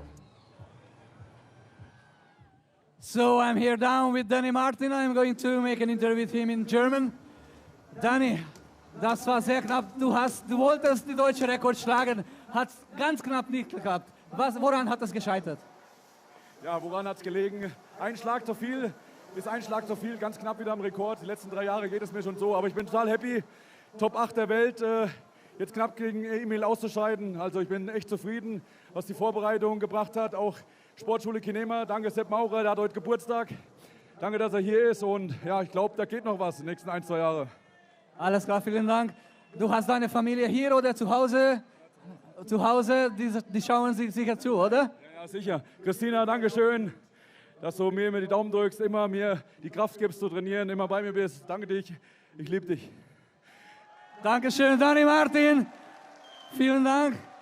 Thank you very much. So he was just 1 shot away from getting the German record. It was really, really close. Didn't come out this time, but he was really happy, and he was, really, really supported also here and also from the family at home. So thank you very much. Back to the studio. So a lot of love and emotion in the air. I mean, not only from Danny Martin, but obviously from our camera guys, you know. Yeah. Enjoying themselves. Found some friends in the water. Yes. A couple of mermaids on a boat. When in doubt, pan to the pretty girl. Yeah, right. There you go. All right, so Danny Martin, he is eliminated from contention here today against Emil Hansen. Emil Hansen, as mentioned, will go up against Jack Jordan in the semi-final number 1, and that means we are down to 2 remaining heats here in the quarter-final, and that's Cody Steers and Koen Martens and Matt Kogar and Matt Coffey. I think we should do our commentary from up there next time in that balloon. I'm not sure if I'd be too happy about that. Right. Afraid of heights. Don't like those heights, no. But it looks beautiful, I have to say.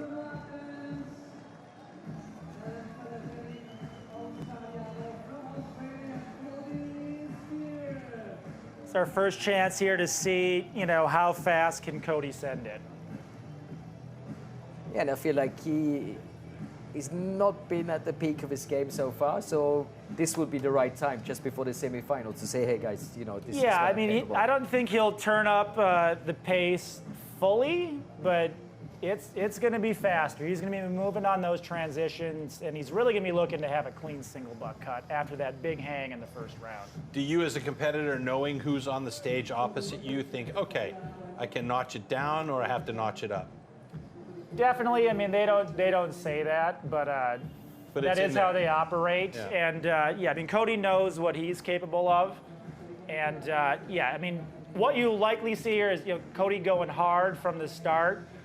But if he comes off at underhand, you know, 5-6 seconds ahead, then he'll go back to that, you know, precise, clean strokes. Save a little bit of energy and settle it down. Save a little bit of energy gentlemen. and just make sure that you're cutting. Warm up your swords! But the other side of it is you can't really underestimate the guy that's opposite you either, right? I mean, there's 2 sides to that coin. Yeah, and you know, Cody's only going to change pace if he knows he has a comfortable lead.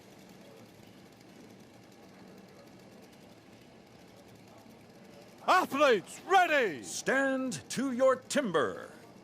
3, 2, 1, go! Good start by both gentlemen on the stalk saw. Gets a clean cut. Cody Steers keeping it easy as he steps towards the underhand chop and gets going. They pace each other nicely, but some big chips coming out of Cody's block. Wow. He'll switch over to the other side now. Koen Martens 1-2 strokes behind him on that second side. Was a little bit gingerly about getting started on that second side. Hung for a while and then went for it. And Cody Steers with the advantage heading towards that single buck now. Koen Martens not that far behind. He can do a bit of catching up here if he's clean on that single saw. But Cody Steers so quick now as he's got a very solid cut happening. And he'll drop that cookie and head towards the standing block chop. Probably gave the side eye over towards Koen Martens to see where he was at. Koen Martens now stepping to standing block as Cody is deep into that first side of his standing block and switches over to side number 2. I don't think we're going to see an under a minute time here from this guy, but it's still a time that's going to win him this heat. 1:02.28 for Cody Steers. Koen Martens not that far off the pace here as he tries to dig into that second block. Oh, 1 driver too many there to get it to 110, but he got 113 and change. Great cut from Cody. He did pick up the pace a little bit, and most importantly, had a clean single buck cut.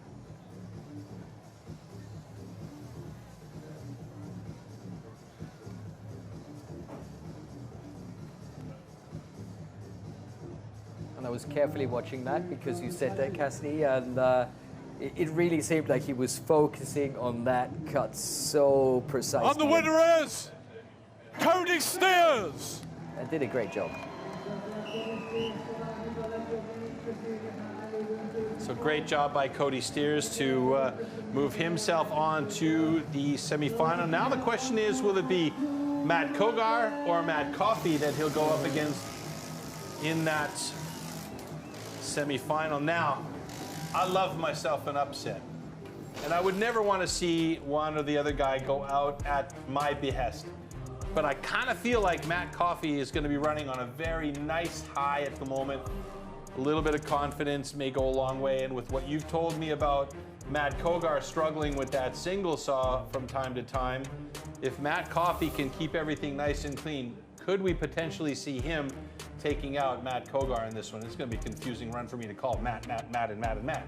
I'd be surprised, to be honest. Yeah, I saw that look in Matt Kogar's eye in that second round, and I'm pretty sure Matt Kogar's dialed in right now.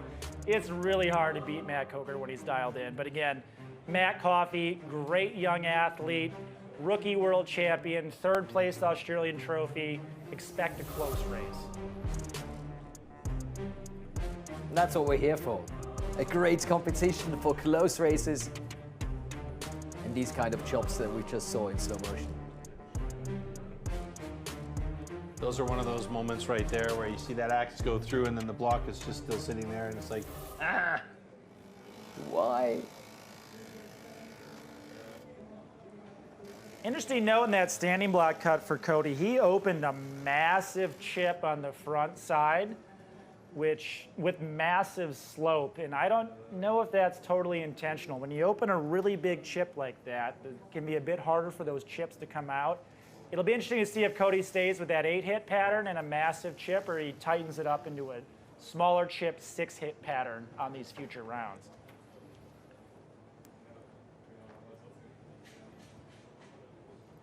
All right, pit crew almost done on stage there. Everything looks to be more or less ready. Final checks from our stage manager as the guys head out, and we will put one more heat on deck here in the quarterfinal, and that's the two Matts, the bookends, Matt Kogar and Matt Coffey.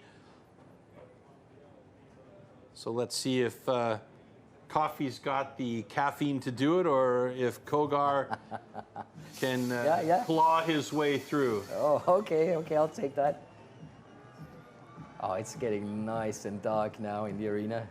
The battle of the mustache versus the timber goatee.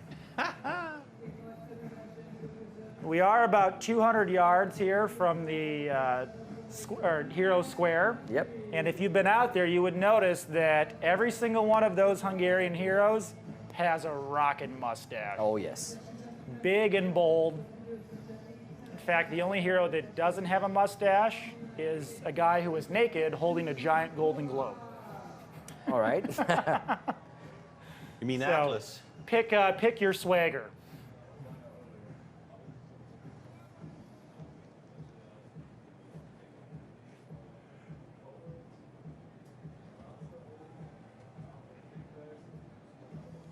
The athletes have 1 minute to set up here. The majority of that will be dedicated to setting that single buck cut, making sure you clean the chips out of it. Those chips can hang you up on that first stroke if you don't clean them out.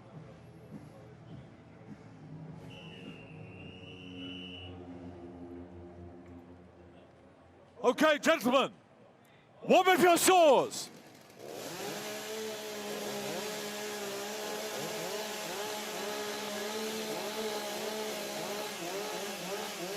So Matt Kogar on the left-hand side in blue, Matt Coffey on the right-hand side in green and yellow. Athletes, ready. This is for a semifinal position. To your timber. 3, 2, 1, go! Good pickup on that stock saw.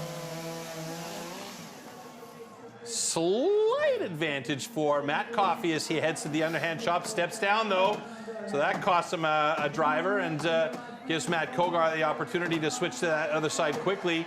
About one stroke ahead of Matt Coffey on that second side here. Let's see who can get through that block. It's going to be Matt Kogar looking relaxed as he sets himself over to the single saw. Matt Coffey comes to the single saw now, about pull, 1, 2, 3 pulls behind Matt Kogar. Coffey looking good though. Almost looks like he's got a bit of a shorter saw, doesn't he? Kogar moving towards that standing block now. Coffey pushing hard. Kogar onto the second side. Coffey to a straight cut there, and now he moves to his second side. Kogar's got it, 58.63. Good time. He eliminates Coffey, but he's got a personal best in 1:02.74.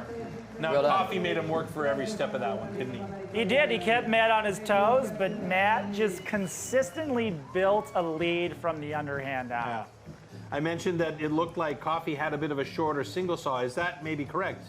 Yeah, I think he does have a shorter single saw. He also has a shorter, faster stroke. Matt stretching it out a little bit more.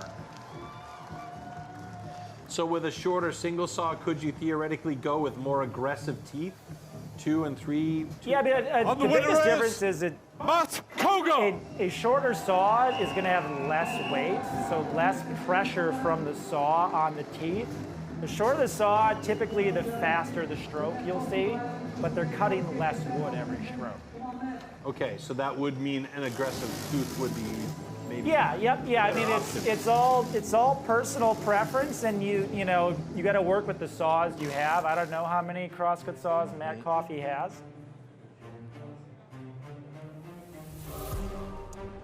Yeah, there's that look of determination from Matt Koger. Yeah, but Coffey started off really well. He did, and that's kind of where he started to lose it right there, that step. That cost a second. And the rhythm. Yeah, you can't give Matt Koger anything in the underhand. Matt is so consistent in the underhand shot. Oh, that's a great shot. Beautiful dusk sky coming our way for these last few heats. A little bit of a hang up He there. did have a slight hang there at the bottom, and that's in that zone where if that disc is thinner and the hang's a little bit bigger, that's where you get that broken cookie scenario. Great standing block cut from Matt, tremendous block awareness. He always knows when to drive. I'm here on the stage with Matt Coffey. Matt, there's something should be in the air in Australia producing such a great timber sport athletes. It's your second time here at the trophy. How different was it this time? Yeah, no, it was a fair bit different. I was a little bit more organised, a little less nerves after the first one, but a little bit off balance in that underhand, but other than that, it was all right. All right, what was the time that you were aiming for? What was that? I missed that one, sorry. What was the time that you were aiming for, if there was any? I was aiming for sub 1 minute, but 1:02 will have to do me for this year. We'll see how we go next. All right, do you have your family here or watching at home? Where are they? Yeah, they're all at home. They're all up at 3. Well, I've been up since about 2:30, 3 a.m. They're all watching me, so it's pretty good. And yeah, thanks for watching me and supporting me. Thank you. Matt, thank you very much. It was a great pleasure to see you. Thank you very much. Back to the studio. So that gives us the chance to take a closer look at the semi-finals that are coming up. Here we have the winners of the quarterfinals proceeding to the semis. So Jordan against Hansen and Stiz versus Koga. Nice, That semifinal nice. number 2 is going to be very interesting, yeah? Emil Hansen's got his work cut out for him against Jack Jordan, and barring, I would say, a major faux pas or flub by Jack Jordan, I think we have to give the advantage to Jack on that one. Cody Steers, Matt Kogar is going to be the interesting heat here, because we're seeing two guys that are really on pace with each other right now. Wouldn't you agree? I would 100% agree. That kind of is a toss-up race. Again, I think it's going to come down to who can keep the momentum in that single buck and get out of it into the standing block first. Yeah. Just one mistake and Emil will be there. I just want to say this. Just pointing that out. Yeah, no, I'm with you 100%. I mean, these are two good heats that are coming up in our semifinals, so it's going to be fun to watch for sure. We definitely have our advantages here, but yeah, let's see how it goes when we get to actual racing.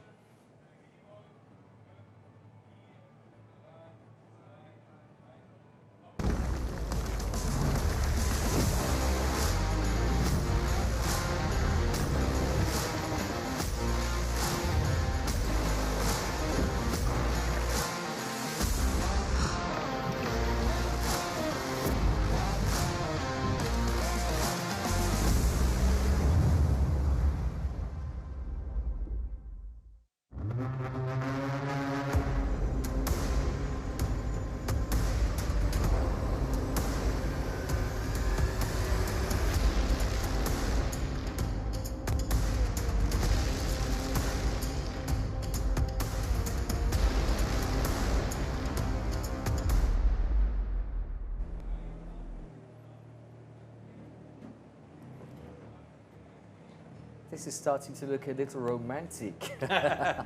Yeah. And this is not going to be romantic at all. I was just going to say, there's nothing romantical about these two heats at all. No love lost when it comes to competition. What I will say on that note, though, is these guys really are a family outside of being on stage with each other. Once they're on stage, you know, there is just the competition in mind, but you see a lot of camaraderie in the backstage area. Guys from other countries are helping each other with their saws, with their axes, you know, with their wood choices, with their axe choice for wood. So it's a really, really nice familial feel in the backstage. But when you get on stage here, you can see it in their faces. It's all about the game. It's so much fun. So many of these athletes have a great sense of humor, but no time for just for not a Jack Jordan. He's not a funny guy at all. Okay. First semi-final of the STIHL Timbersports World Trophy 2026. Two very similar styles here. Big, deliberate hits, long strokes of the saw. Jack Jordan just does it a little bit better, but again, if he makes one or two mistakes, Emil's going to be right there with him. 4 athletes, 3 medals at stake. I mean, he's got 3 world trophies under his belt.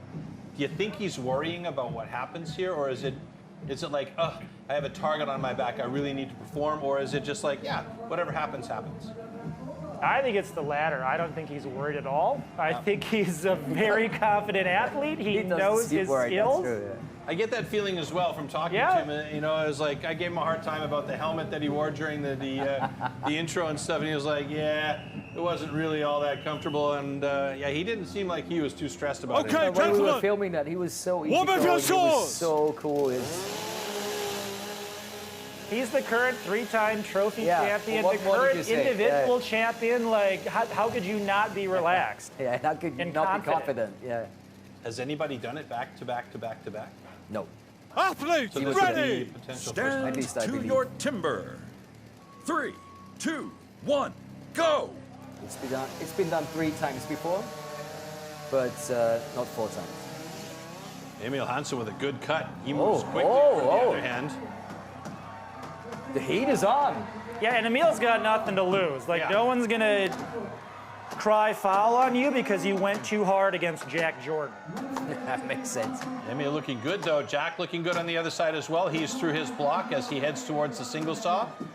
A little bit of a rough start, and this is where Emil has a chance to catch up. He's a very good single sawyer. I've said this so many times that you can see already he's made pace here. Oh, Jack wow. at the bottom of his cut. Emil, Yeah! oh my goodness. Wow. This is going to be an interesting finish here. We know Jack is very solid on that standing block. Good Emil, but he's not letting him have 1 inch of space at all. The pressure is absolutely on for Jack Jordan. He needs a big solid hit, and he's got it at a 55.36. Emil Hansen will do it in a 59.58, and that'll be a national record for Sweden and Emil Hansen. What a race that was, though. And talk about playing up. Emil Hansen stepped it up a notch in that one, and what a result for him as well. Fantastic. How many hits on the reverse side for Jordan? 4, 3? I wasn't. I was watching Emil. 2 or 3 more, and boom. Yeah, whether Emil was going to potentially catch up there. Whew. Great cut from both athletes. Jack Jordan showing why he's the undefeated 3-time champion. But I love that comeback on the single saw from Emil Hansen. Oh, that was so amazing. Just a big, long, beautiful, powerful stroke on that single buck. And the winner is Jack Jordan. So Emil Hansen will go to the consolation heat. Yeah, and that was a great run by Emil. I mean, showing why he is one of the top young European talents and what I suspect will be the first European champion in the future for the World Trophy or the individual format World Championship. I mean, he's already won silver, which was He's already won silver. He's only 24 years old. And he's got a really, really good coach to help him. Great coach. Yeah, so... Who I also secretly want to be my Timbersports dad! So actually, Emil was faster through that single, or that, that stock saw. Yeah, that's what I said. And he got to the underhand pretty quickly. No step down, no loss of balance. He started on the underhand ahead of Jack. This Jack Jordan is so good on the underhand chop. It's one driver difference between them on the transition to the second side. Then I think it was 2 before. This is where I was so impressed with Emil. I mean, look at that stroke on Emil. Oh, it's fantastic. Just cutting all that near wood, all that far wood. Right there. I mean, it was as close as it gets coming from behind as he was. So 5 hit back for Jordan there. 6 and 5, I think. Yeah. Wow. That's a little bit of power right there. Just a little bit, Troy. Oh, how good was that semi-final? Emil Hansen, you know, he had that grimace on his face at the end, but I think he can be extremely pleased with that time that he got with a 59:35 national record, under a minute. That's a target that everybody that's competing here wants to have, is that under a minute, and then start to improve from there. That's what you see from these top athletes, too. They don't get tired every round. They get warmed up and faster every round. Which is really impressive. Yeah, that comes down to peaking at just the right time. You know, your off-season training, and then your national competitions to make sure that you're at peak when it comes to these world stages and this big opportunity to go up against all the rest of the world. Getting ready for semi-final number 2. Cody Steers versus Matt Koga.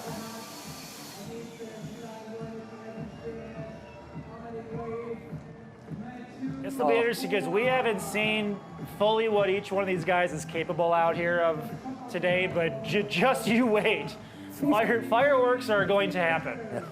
54.84 versus 54.68. How close can he be together? Oh my word. We'll find out. Yep, we will.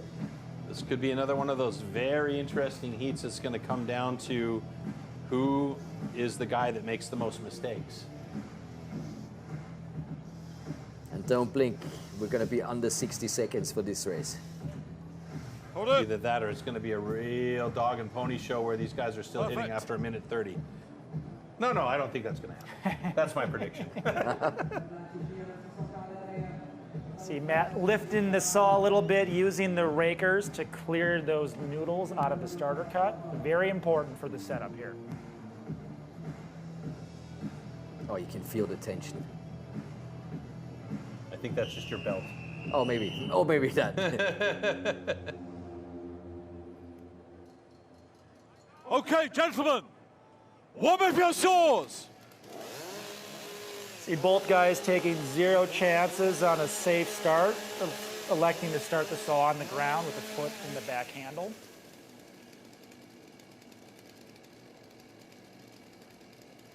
Athletes, ready! Stand to your timber. 3, 2, 1, go! Oh, yes. Even start. Again, bang on, look at that. Not much difference between the two at all. Underhand chop, working it. Oh my word. Cody Steers is quick. Both to the second side at the same time. They're on pace with each other right now. Who's going to get through and head over to that single saw first? It's going to be Matt Kogar. Cody Steers is in a little bit of trouble here. He's got to work hard on that single saw and not make any mistakes. But on the flip side, as you mentioned, Cassidy, Matt needs to be very careful at the bottom of the cut here and not get a little bit too wild. But he's looking clean. He's dropped that cookie, and he is on standing block chop with an advantage. Cody Steers has some power here on the standing block chop. Both of them to the second side at the same time. Oh my goodness, this may be closer than we think. Oh! It's going to be Matt Kogar with a 54.89. Cody Steers struggling to get through that block. He's tired, and he's taken the whole thing out. And he's got himself a 101.78 and change. I think we're going to see more. And he is absolutely spent. Yeah. Gave it all out there. Great run from both athletes, but yeah, Cody was just missing something there. Looks like he had a little bit of trouble in his underhand. May have shorted the front a little bit. Matt Kogar just precise and deliberate and downright fast. I'll be looking forward to hearing your comments during the slow-mos because, I mean, from my perspective, it was bang on right up until they stepped away from the underhand chop. Matt Kogar! Great race. 53.92, the correct time. North American record. Wow.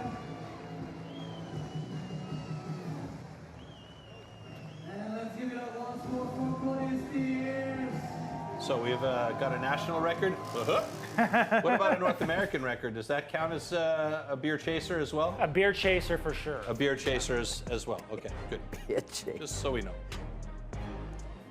If you haven't already died of alcohol poisoning after the women's For all you folks that are wondering what the heck World we're talking about Championship. here, we have a bunch of people back in the States that are drinking a shot after each national record, and the women's had about, I don't know, 20.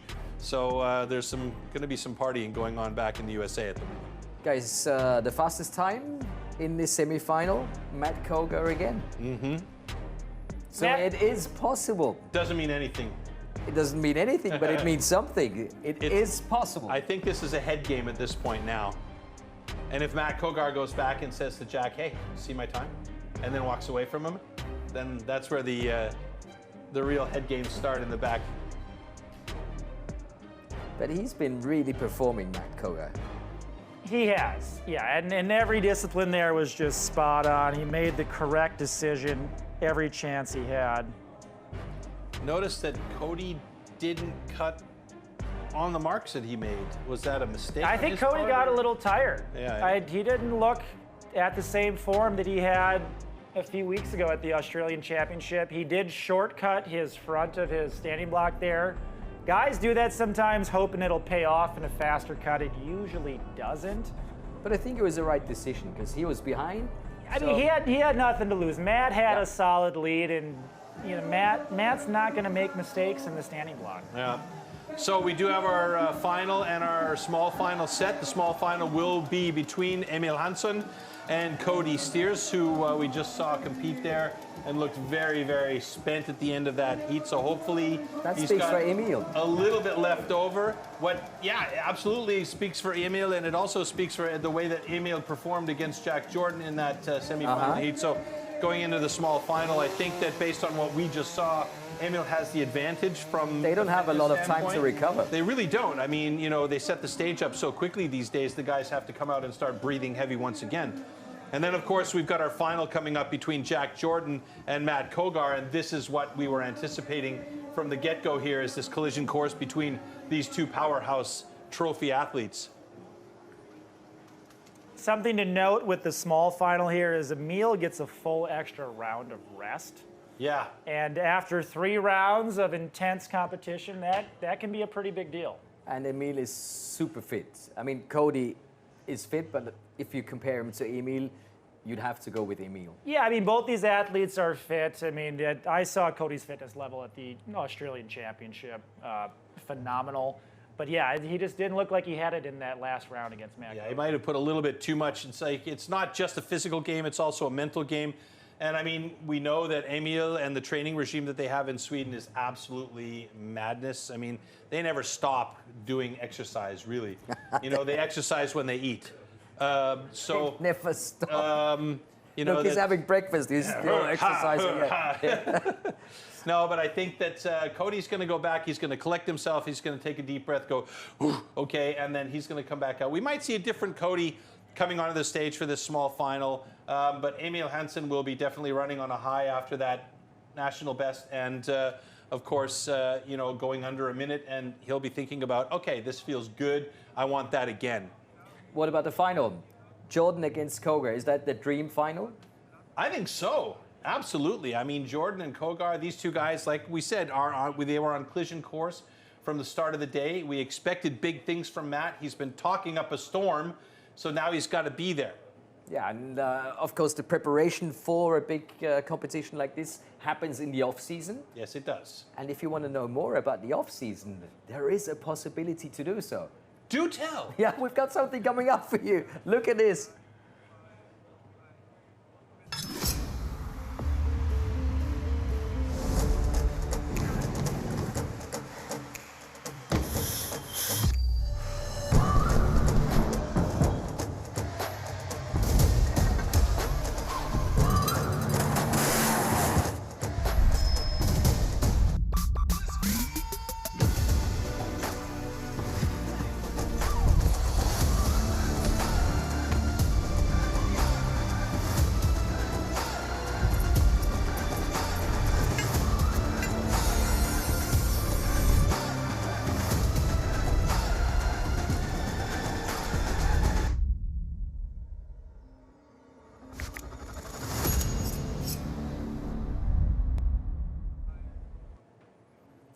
now available on YouTube. If you haven't watched it yet, you really should. It's very cool. Very I've cool seen a few of the clips. I mean, yeah, go exercise, have fun. And that's just chapter 1. Chapter 2 will be here at the end of the year. So maybe timing-wise, very close to the World Championship in Stuttgart. So take a note. Cassidy, how about that final? Is that, so we talked about it before, everybody said it might be these two. Now it's truly them in the final.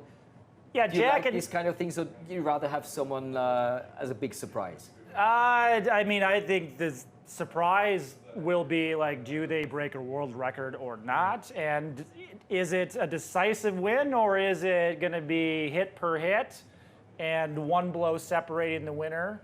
I think it's going to be very close. I think it's going to be very fast. These two gentlemen have demonstrated they are the best athletes here today. Yeah. I'm excited for a great race, and whoever wins it, they darn sure deserved it. Yeah. And these two monsters pushing each other, we may well see a world record. In the meantime, if you guys are interested in what's coming up down the road, we have a bunch of live streams in the docket for you. So let's take a look at what's coming up here. Obviously, wow. You can see 5-6 June. We had the Rookie World Championships and Women's World Championships here. That's ready for video on demand. And right now, World Trophy. Of course, live? This is live. This is live. Unbelievable, eh? 27th of June, the Czech Pro Championships. 11th of July, the Italian Pro Championships. 26th of July, U.S. Pro Championships. I'll be there. You'll be there. And then 23 of August, French Pro. Then 29 of August, DACH. So that's Germany, Austria, Switzerland. And then the 13th of September, European Trophy. That's going to be an interesting one to see if Dubicki will be able to repeat. Then we have the Australian Pro Championships on the 19th of September. Then in October, the 30th and 31st, the team and individual world championships in Stuttgart to celebrate 100 years of STIHL. It's going to be fantastic. There's a ton of action coming your way, not only the rest of the season, but also tonight especially. 100 years of STIHL and 40 years of STIHL Timbersports. So what more do you want? That's going to be amazing. And talking about amazing, look at the lights, look at the crowd, look at the scenery. We're ready for the small final. Yes, we are. Emil Hansen against Cody Steers. Who will take the bronze medal position? Who will have the breadth and the power to go there? And once you've reached the semis, you do not want to go home without a medal. But one of these guys is not going to be on the winner podium.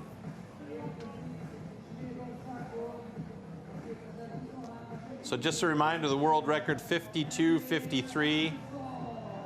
And you can see that Cody Steers is not really far off that pace with his national record 54.84. Emil Hansen just setting the national record for Sweden with a 59.35. So, I mean, we know he can do it. He knows he can do it now. Can he do it against Cody Steers and take the bronze medal? Or will the bronze medal go to a guy that's been surging all season long?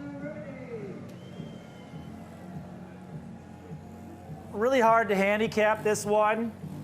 You know, Cody didn't perform the way he wanted to that last round, but like he's still one of the best guys out there, and he's competing for himself and his country here and a medal. Oh, I never want to compete against this guy in a semi-final or a small final.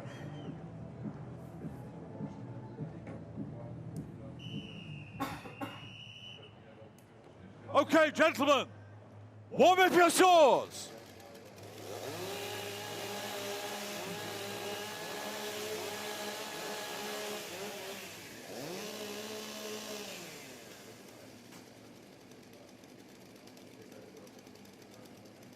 Athletes, ready! Stand to your timber. 3, 2, 1, go!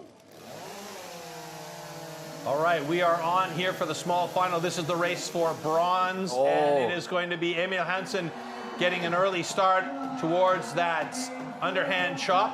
Almost called it a standing block chop. And we know that Cody Steers is very good in this discipline as he switches over to that second side quickly. Emil Hansen and Cody Steers hit for hit on the second side, and it's going to be Cody Steers getting through there faster than Emil Hansen. Emil Hansen finally gets there, but we saw Emil Hansen come from behind in the single saw.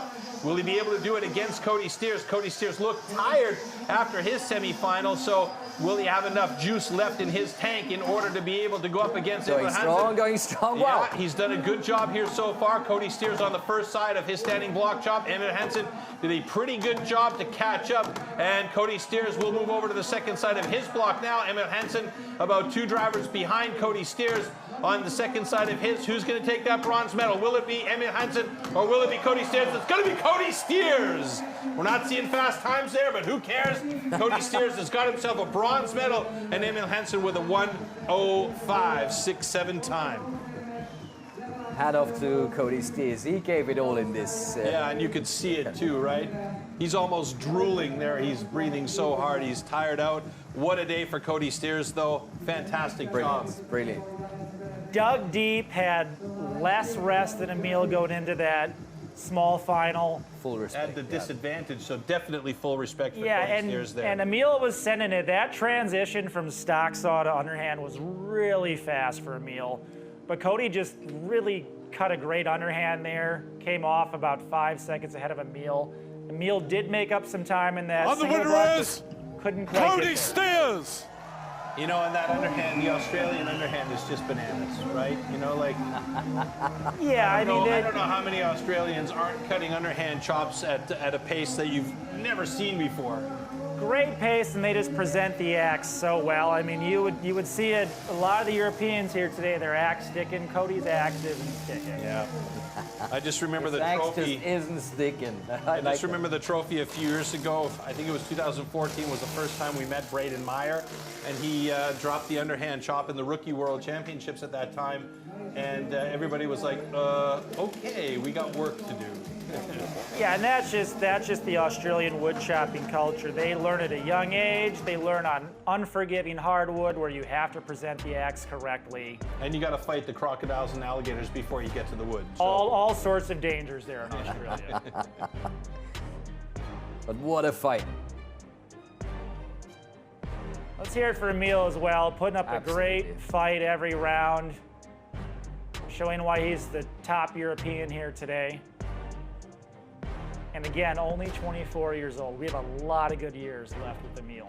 Yeah, and he seems to have steadied himself both physically and mentally.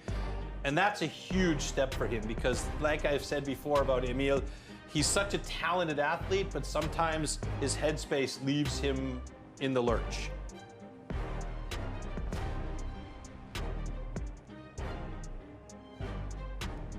Yeah, but he looks solid. Looks very good. That single buck stroke is yeah. just phenomenal right now.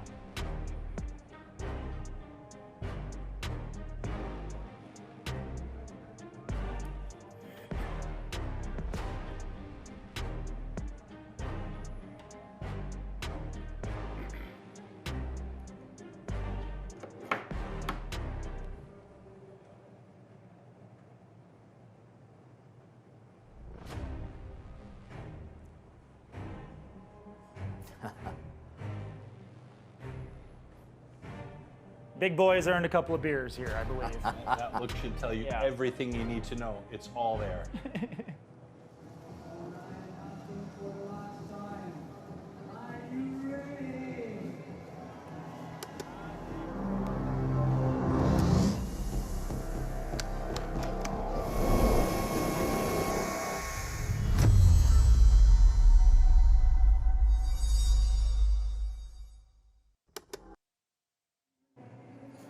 So the stage is more or less set. We can breathe deeply here. Oh, yeah. I feel like I've been hitting wood with these guys. It's been so exciting the last couple of minutes here just to get the energy level back up. One last heat. And make sure we're ready for one last heat. And this really is a monumental heat. It's been a long time since we've seen a trophy final of this stature. The last time I can remember really a trophy final where you could just toss a coin and it could be anybody's game was between Brad DeLosa and Sterling Hart back in Hamburg a few years ago. And I got to tell you, that heat came down to the wire. I think this heat was going to do the same thing. Oh, you can feel the tension. You can feel the drama. So all we need now is the athletes, and here they come.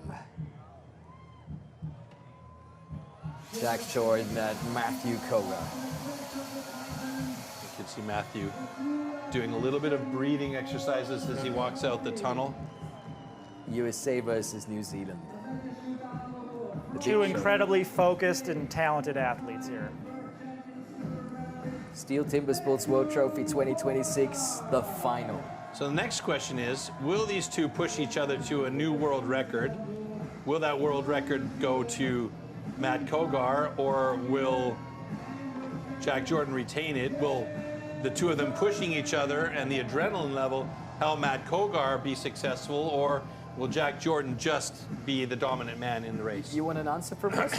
No, I want an answer from Cassidy. Yeah, not getting one from me. I really, truly think it could go either way here.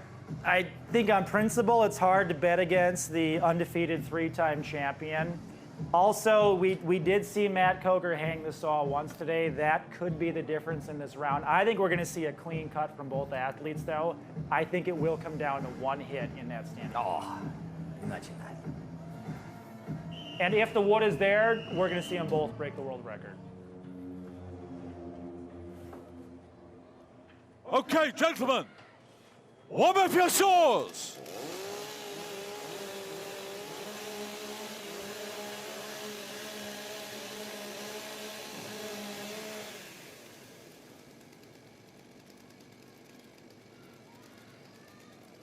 Athletes, ready! Stand to your timber.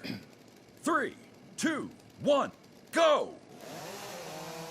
Quick start by Matt Kogar, slightly faster, I would say, than Jack Jordan on that stock saw, and he gets down there, but both of them exit that spot and head towards the underhand chop at about the same time. Pace now goes to Jordan on the underhand chop. Who's going to be the world champion here? Is going to be Matt Kogar or Jack Jordan? Will Jack Jordan be a four-peat, or will Matt Kogar take it away from Jack Jordan with the advantage? Slightly, though, only slightly heading towards that single saw. Cassidy, you might be right with it coming down to one hit on that standing block chop.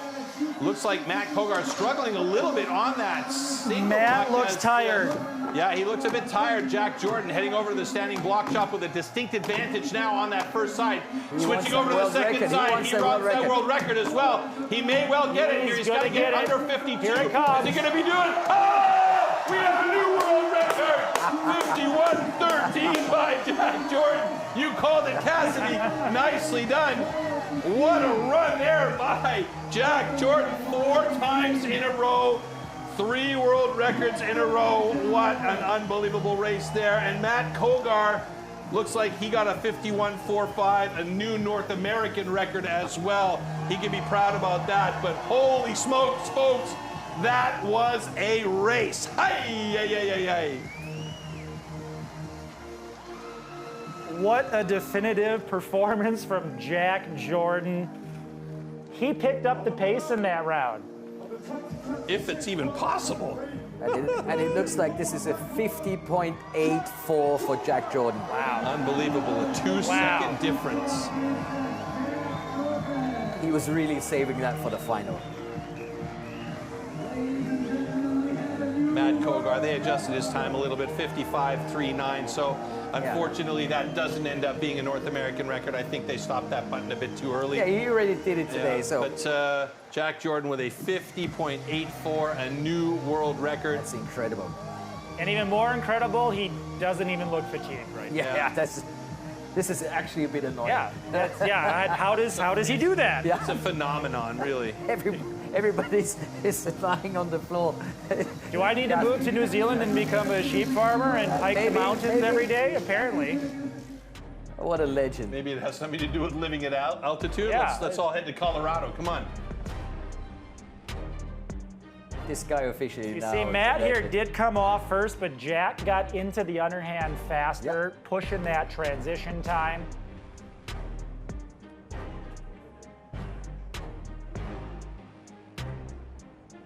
No, that's perfect. You see, they had identical 8-hit fronts. On the back side is where Jack started to pull away. Matt had a bit of a stick on his opening hit. Jack just smooth all the way through. I believe he came off one hit before Matt. But the single buck was two different athletes right here. Matt is tired, Matt's feeling it. Jack is throwing down his fastest single buck pace of the day right now. He's gritting his teeth and breathing through his pearly whites while he's doing that cut.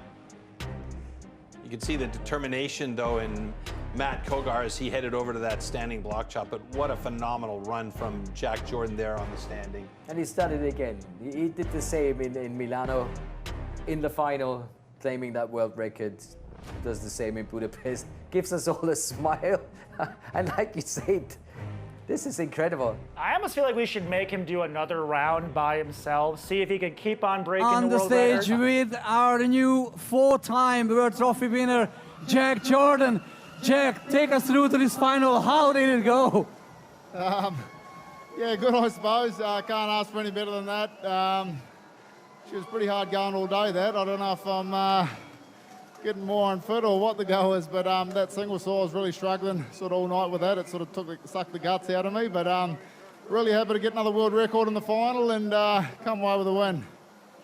You were pretty close to that world record already in an earlier stage in the race, but you have finished it off in the end. How does it feel to have a new world record? Yeah, it feels awesome. The wood's been pretty soft here tonight, and to break records, you need really good wood, so I'm pretty fortunate for that. I'd just like to thank everyone back home for the help and support. My partner sort of sticks by me through it all so I can get out and train in my backyard and sort of prepare myself for this pretty well, so really fortunate for that. Thanks to the crowd for coming out. Awesome atmosphere here, one of the best. And yeah, thank you, really appreciate it. And last question, are you, where is your family? Are they watching at home? Are they here? How do they follow this event? Yeah, my family's watching back home. Just want to thank them for all the support over the years. Certainly couldn't have done it without them. My brother Shane and his partner Lauren, they've sort of helped me get to where I've got to. And yeah, really grateful for it. All right, Jack Jordan, a 4-time World Trophy winner with a new world record. Thank you very much. I'll let you go have a little rest before the openings, before the award ceremony. Thank you very much and congratulations once again. Thank you, really appreciate it.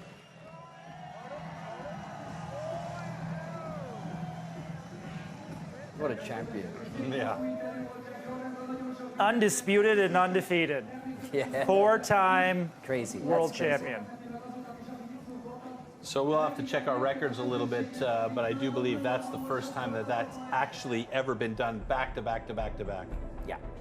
I think the Losa had 3 back-to-backs, but... Yeah. So there we see Jack Jordan and Matt Kogar, who we just saw in the final. Cody Steers will be your bronze medalist today. Then Emil Hansen, a very solid 4th place for the young Swede.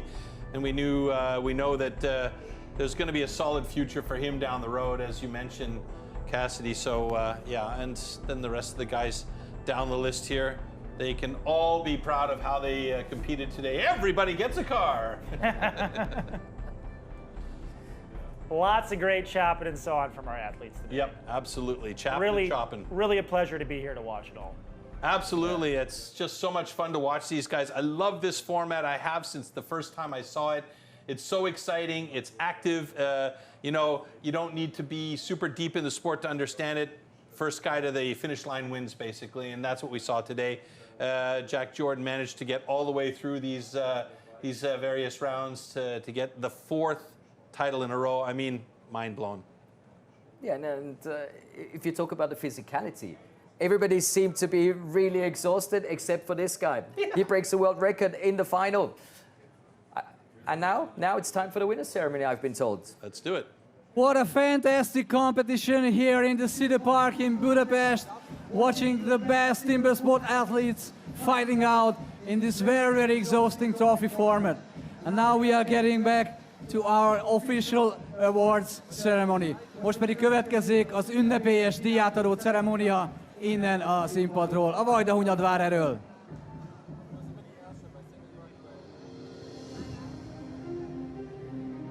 Now we are welcoming our podium athletes once again back on the stage. Érkeznek tehát a dobogósok ide a színpadra.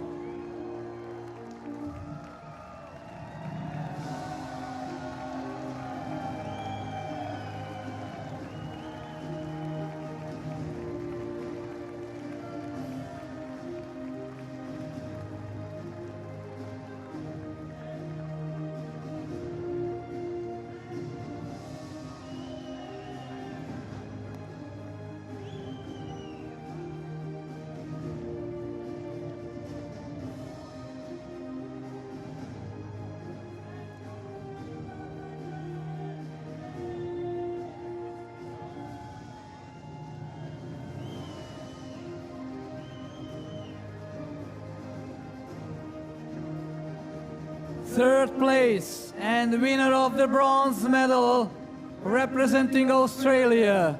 Harmadik helyezett és bronzérmes Ausztráliából, STIHL.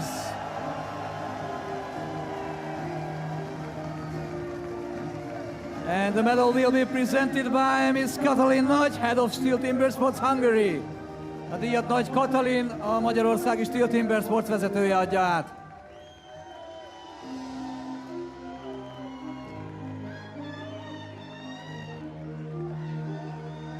And now, second place and winner of the silver medal representing the United States of America. Második helyezett és ezüstérmes az Amerikai Egyesült Államokból, Matthew Kogar!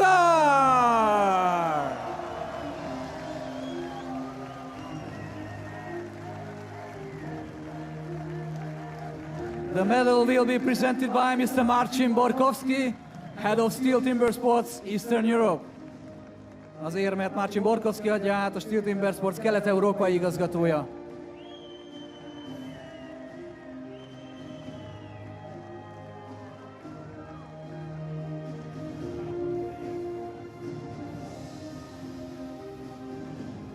And now, first place, winner of the gold medal and World Trophy Champion 2026 for the fourth time, representing New Zealand. Jöhet tehát a bajnok Új-Zéland képviseletében negyedik alkalommal, Jack Jordan!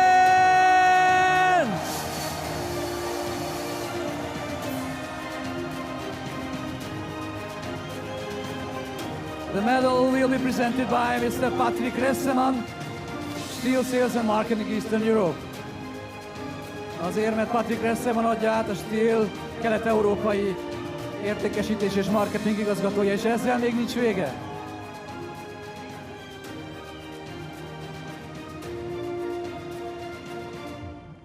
And now we have the coveted Ring of the Champions. The ring will be presented to our winner. His fourth ring. And it comes to the hands of Jack Jordan. This is his fourth ring, four-time champion. The ring is presented by Mr. Gábor Bakon, Managing Director of STIHL Hungary.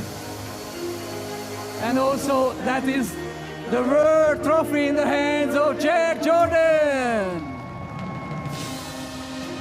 A negyedik trófeája sorozatban.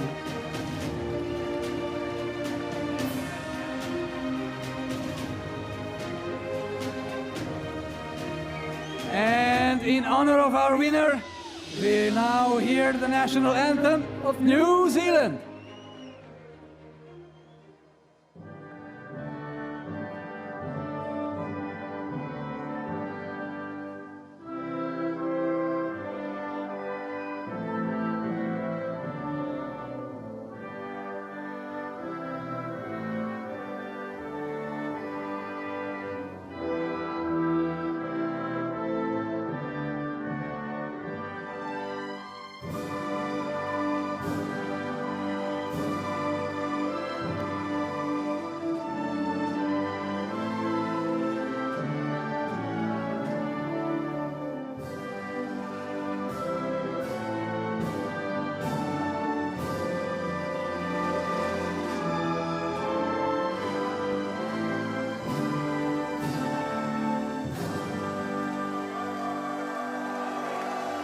And now the well-deserved champion!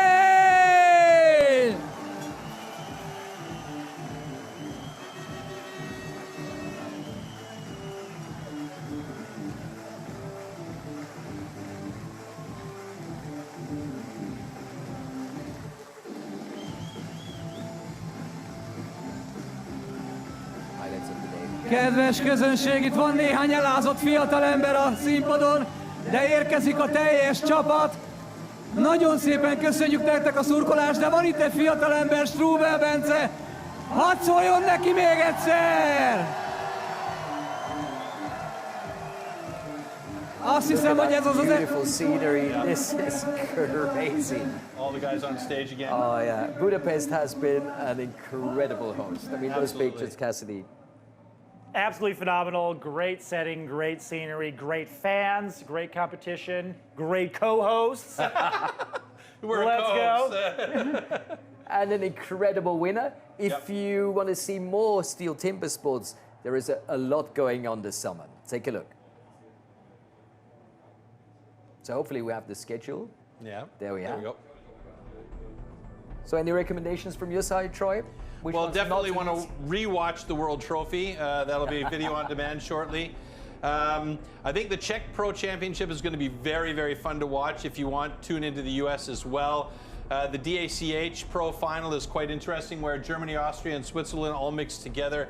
The European Trophy, of course, will Dubicki be able to defend his title, or will it be taken away from him by one of these young up-and-coming bucks? And then, of course, on the 30th of October and 31st, we've got the Team World Championship and the Individual World Championship. The question there is, Australia going to be beatable in the team competition, and who's going to take the individual?